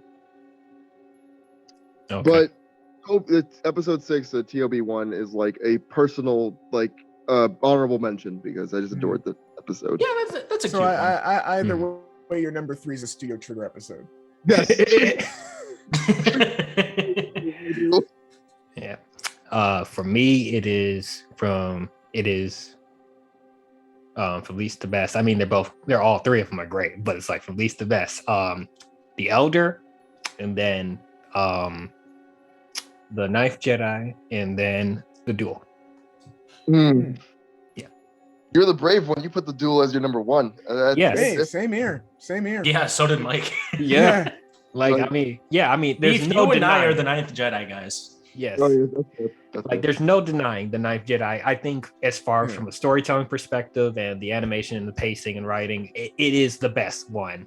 Yeah, of- listen, of all. listen. Right. Like the duel was a great episode. Mhm. The Like it was a Duel- great episode, Yeah. like to say the least. I mean, It's just the Ninth Jedi was more of like it hit me more. Like I got Right, more of a right, reaction right, coming right, out of Ninth right. Jedi. Mhm. right, and I get that. And I mean, we can at least all agree that it's in the top 3. So Absolutely. For sure. I'm glad that the duel and Night Jedi are like easily the best out of the series. Where it's like they can't leave the top. no contests, no Mhm. contests. Yeah. But yeah, it's a third slots where everything seems interchangeable. But that's good. That means that really does feel like the taste slot of like, okay, anybody can put anything here.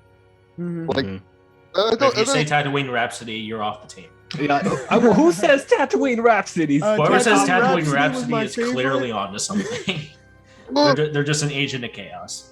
they're just they're there for discourse. They're just there to make people Mhm. feel uncomfortable in a discussion where it's like, my favorite episode, Tatooine Rhapsody. See, then Disney comes out tomorrow and is like, we're making a series of Tatooine Rhapsody. No. God damn it. Starring Joseph Gordon-Levitt in violent the reaction. live action role. That was- Yes, that was all such- grown up. that was- All that was grown such- up, Such a, blue such hair. a genuine no. No. Because I'm like, because if we get that, that means that out of all the other shorts they could have picked, like, and I know people are conflicted about, like, I've seen people online talk about episode 6 and they feel weird about it, and I'm like, I like that one for personal reasons, but I'm like, I'd rather that. I'm like, I would take that. I would take that over Tatooine Rhapsody being Yeah. a series. I'd take any of these. Lop Yeah. and Ocho, I don't like so much, even though it is not bad. It's just like not for me per se. That could go there. Mhm. But Okay. don't dare give it to Tatooine Rhapsody. See, a more interesting conversation would be what's the bottom 3 besides Tatooine Rhapsody? So like bottom 2 outside bottom of Tatooine 2. Rhapsody. Bottom 2. It's that. That's on the bottom. Tatooine Rhapsody. And then what's the other then- 2? Akakari. And then. Okay. Well, I guess Village Lop and Oko. What? I would say Akakari and What? I don't actually no. Let me strike that. Maybe TOB1. I don't know. This is like yeah, after, actually, look. Here's the thing. After Akakari and after Tatooine Rhapsody, all the other ones they're not bad at all. Like I Right. enjoy all of them. But Right. it's just like if you're doing process of elimination, like I don't know, either Lop and Oko or TOB1. I'm like they're probably the weaker of the other ones. I would say I would say Tatooine Rhapsody, Akakiri, and like Village Bride. right. Oh, So you know what? I would forgot about say- that. I forgot I about would- that. Yeah, yeah, it's I so would say- forgettable, but like Yeah, it's yeah. not bad. Yeah, I It's would just say- forgettable. Yeah, I would say yeah. Tatooine Rhapsody, Toby 1, and then Village Bride. Yep. Really? Everyone wants to vaporize Tatooine Rhapsody. So yeah, the bottom 3 featuring Tatooine Rhapsody is the unambiguous number 1 choice. Yeah, I like TOE1 and I'll defend it with my heart, but I still am like, on this list of IMDb ratings, it's rightfully placed as second to last. I'm like, yeah, I can't defend this episode outside of liking it for the aesthetic choices. Where I'm like, it's not the most compelling narrative, it's not the best at what it's doing. I think it brings up interesting ideas, but it's not the strongest. It just doesn't do anything. TOB1 just doesn't really do anything new besides like a droid Jedi. And But like it's still fun. It is And fun. It is You know? fun. Don't Like, get me like, wrong. that's but like I a had- solid number 6 for me, and then Right. Twins is like in between. Right. In the Right, middle. right. Like I had fun with that one, but like I had fun with everything else more. yeah, my bottom Right. bottom 2 minus, because again, number 1 obviously is the Tatooine Rhapsody, would be, so I disliked Lop and Ocho for the aesthetic stuff it has going on for it, where like I liked it, but I felt like the pace is a little off, had some reservations about it. That one I felt held up by. And then the Village Bride, because I literally had my brain turned to static. I don't remember it. Yeah, I- so I I would really- change mine: Tatooine Rhapsody, Akakiri, and then the Village, Yeah, Village Bride. Yeah, I don't remember. I'm like, I don't like you all heard me back up and go, I don't remember, and then I don't drop remember. it. Like I don't remember. And then you remember, like, oh yeah, this episode's a thing. I'm like, for the crime of being forgettable, I have to put you on here, but it's not bad. It's just forgettable, and I think that because a bad episode might have something charming in there, but it's just nothing. And to be nothing is a greater crime than to be something but bad. Yeah, there's only like one universally bad episode, and then the other ones are just like mediocre at worst. Yeah, and that's good. You know, that's actually that's a slam dunk for theories though, like this, where you have so many different styles coming in. Right, but then again, that makes me a little bit concerned about what seasons 2 and onward, assuming that there is going to be a season 2 and onward. There better be. If assuming that there is, like, what's the quality of those episodes going to be like? Are they gonna get different animation styles for season 2? Like, I don't know. Like imagine. But like outside of that, like, are they going to keep up with the consistency of like having good narrative stories? Yeah. Well, you know, with production IG having again, I just watched Being a Pirate Princess from them. They did. That's a good show. Production IG is known for putting out just solid shows. So I'm like, I have no doubt that they came back, they could do it again, easy. That was because that's the one. Yeah, that's the one that sticks out to the most is their episode, which is episode 5. Production IG's got that unlocked. Trigger makes something fun no matter what. Trigger's not making a bad thing. It's gonna be weird, but it's not bad. So I'm like, they would do something I think that'd be interesting. So the only studios I'm like, out of these studios, the only one I'd be worried about would be the Tatooine Rhapsody studio, where I'm like, you picked a great concept to explore, but you didn't do it right, in my opinion. And that's the only one that's bad. It's the only one that I feel like did not need to be here, based on its not its premise, but its execution. Because TATOINE 1 doesn't really need to be here in terms of premise, but I liked how it executed that premise. right? Okay, well, we're going to go to grades now. Overall, I really enjoyed this series of episodes. I really like this show. This is the risk taking I want to see from Star Wars. I liked that Lucasfilm and Disney was like, do whatever you want, tell Star Wars how you want to tell it. You know, what does Star Wars mean to you? I really like that they weren't boggled down with continuity and timelines and characters. They're able to make up whatever they want to. They can do whatever they want with the mythology of the Force and stuff like that. I really appreciated that. I like the different animation styles. And like, there's a good amount of these that I would like to see be canon or see in a live action movie. I would totally see a good amount of these.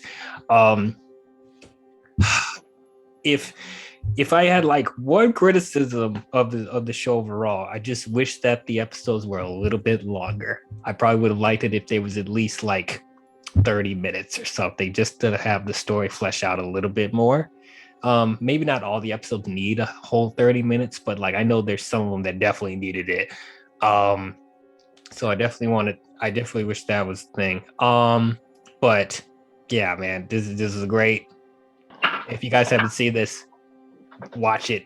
It's on Disney Plus. It's some of the best stuff I've seen from Star Wars in a while. But yeah, I will say that Star Wars Visions is greatness. Kosa. Yeah, I'll say, this was like some of the best stuff.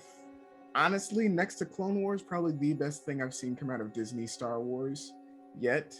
Also besides like some of the games like Jedi Fallen Order, that's still a masterpiece in its own right. But as far as as far as like movies and stuff like that, yeah, no, this is like probably the second greatest thing to come out of Disney Star Wars, in my opinion.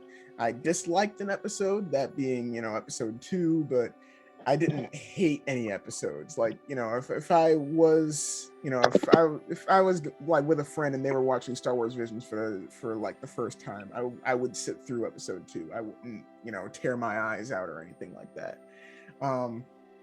So I mean, it's not perfect. It's definitely far from perfect, but I mean that, you can't really expect perfection when you have like a mashup of studios doing a whole bunch of different episodes, but each studio brought like greatness to it in like their own right. And appealed to every genre that they possibly really could, as far as they could do with Star Wars, I feel. So I would say, that this is greatness. That's what I would rank it as. All right. Ruby? Okay, so me being the only person that's like not totally like connected to anime and whatnot, Star Wars Visions was a nice little change of pace for me in terms of like getting familiar to understand like the different styles of like animation and storytelling with all of these people with great ideas. Even though like some of them don't really come off well in the end. Tatooine Rhapsody was sort of a letdown, and Akakiri wasn't really fleshed out, and TOB1 has a format which we've already seen before. But outside of that, like you've got a collection of like great episodes, and all of the majority of them, like almost all of them, are left sort of open-ended, which is kind of cool. But at the same time, it just leaves the question of like, what happens next? If that's like going to be the potential of like in season 2, hopefully that is the case. But at the same time, I would like to see some newer stuff from beyond this point. I do think that the Ninth Jedi is very, it has very strong potential in having its own thing in some other Disney canon or whatever. So all in all, I enjoyed it, but like I said, not exactly my cup of tea. So I would probably go with pretty good, though I am willing to compromise to greatness because it does have that level of excitement of if you're just wanting sheer action and fun, if you're just wanting to like throw your brain out the window and just forget that physics is even a thing, then it's a fun time. So it's either pretty good or greatness for me. Probably more pretty good, but as I start to get more fun with it, probably would go to greatness. Okay. Eve? So for me, it's hard for me to pick out a score because of just like in terms of the idea of the series as a whole, it's a perfect idea for Star Wars coming in to be like, here are stories that are like side stories happening in the universe. I would like, even if it wasn't an anime themed like anthology series, would love a Star Wars anthology series that's just about stories across the galaxy. This is open the door for that to exist. Like not just with anime stylings, but like anything could do it really.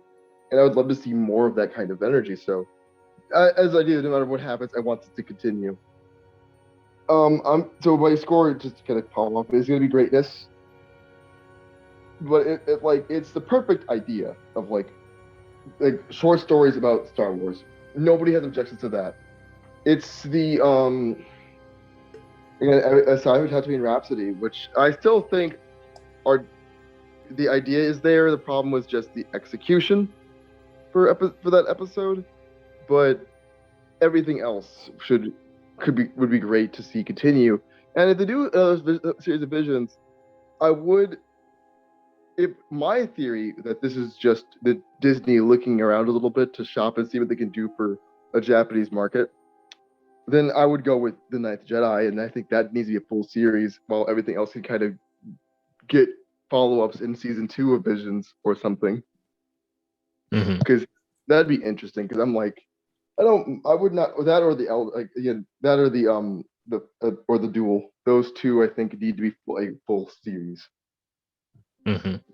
But yeah, so if it is like Disney's just going to do season 2, but each studio gets to return to their ideas, then yeah, that'd be also nice. But I'd rather they just pick one of these and send it into a proper show. And for me, it's got to be the studio production IG's work. Yeah, either Ninth Jedi or Duel. Well, maybe not Duel, but like I would see more of Duel. I see more of Duel would be cool. But like if you're wanting better like marketing, like in terms of like flashiness, probably Ninth Jedi. But like in terms of like if you're wanting like better storytelling and like animation style, like if you're not really worried about like marketing, then probably Duel. I mean, as far as someone who like, Duel is their favorite one, I would say if they're going to do a series and they're, of course, trying to make things more marketable and everything, either Ninth Jedi or what was it, Lop and Ocho? I was thinking about that too. Yeah. Lop's great. I wouldn't see. It's like with Ninth Jedi, that would be my ideal series where I'm like, not only would I pop up every day on the dot to see that one, I'm like, I would probably tell my friends about that because I think Mhm. anybody like that's one of those shows because each one of these shorts I think does a good case is good at showcasing the difference between these styles of shows and like what's the show that is good but you can't really recommend it. What's the show that you think everybody unambiguously thinks is great? And the fact that we all were like the Duel and the Ninth Jedi were like a lot of our standouts. I'm like, yeah, those two should be series because those are easily the ones that people are like, I don't care if you do or don't like Star Wars. Here's two things that just are sticking out about this and are wonderful. I definitely want to see more from the Elder at least. So let's see what happens to Dan and dang, I forget the other his name. I mean, there are a lot of these episodes that I would love to see continuation. Elder feels constrained because it feels familiar and it feels familiar in a way that I'm like, we've already explored. Yeah, you're right. That's what it is. I'm like that. That's why I'm like that one is great as a one-off because it's the what's different in the episode is the Elder himself, where it's the roaming boss energy. Right, We haven't because where do you go after this? The Elder's cousin. After The Elder's wife. yeah, after The Elder's grandmother. Oh no, she's dead. After the Elder, Or it's the shriveled up worm from SpongeBob. What did he Yeah. say? Yeah, no, you need to just follow it up with an episode just called The Youth. They're selling chocolate. Opposite, where it's like the world's worst Sith. He's just like, I can't win. Yeah, he's like struggling to hold up a lightsaber. He's just sitting there. He's like, It's like if Anakin was too emo, so he just cries while fighting. Can't Oh swing. gosh. it's not a phase. No, it's like, but no, I think with the Elder, you've explored all you need to explore. I mean, if you want to make a show about a Jedi and a Padawan, basically trying to hunt down a rogue Sith, and like that's the premise is that there's like these like non-order Sith. That'd be interesting to explore, but I think that's not what they're for. I think that he is just the one that is like that. I mean, plus when it comes to the Elder, where that takes place, it's it's soon after the Sith are extinct. That's like before episode 1, so there's not too much you can really do in that gap. I mean, it's a gap of 1,000 years, but like it's implied that in those thousands of years they've never seen a Sith. So it's like, making the universe small. I don't find a small universe, okay? Sometimes things can be tiny. It's fine. But anyway, that's our thoughts on Star Wars Visions. What did you guys think about it? Did you guys love it? Did you guys hate it? Did you guys think it was okay? Comment below your thoughts. Let us know. So yeah, I think the next Star Wars thing we will be talking about is the Book of Boba Fett. I'm really excited for that. So tune in. Yeah, tune in for that when it comes out. But if you guys enjoyed this, I'm glad you sticked with us for this 4 hours. Right? Yeah. But if you guys enjoyed this, don't forget to leave a thumbs up and subscribe to the channel. And don't forget to hit the bell if you want to be notified on future videos I'll be doing. But that's all I have for you Star Wars fans, and we'll see you guys in the next one. Talk to you guys later. And remember, you are one with the Force, and the Force is with you. Oh, get out of here with that. That's a great quote, and you will give it respect. May the Force be freaking with you, viewers. I am one with the Force, and the Force is with me.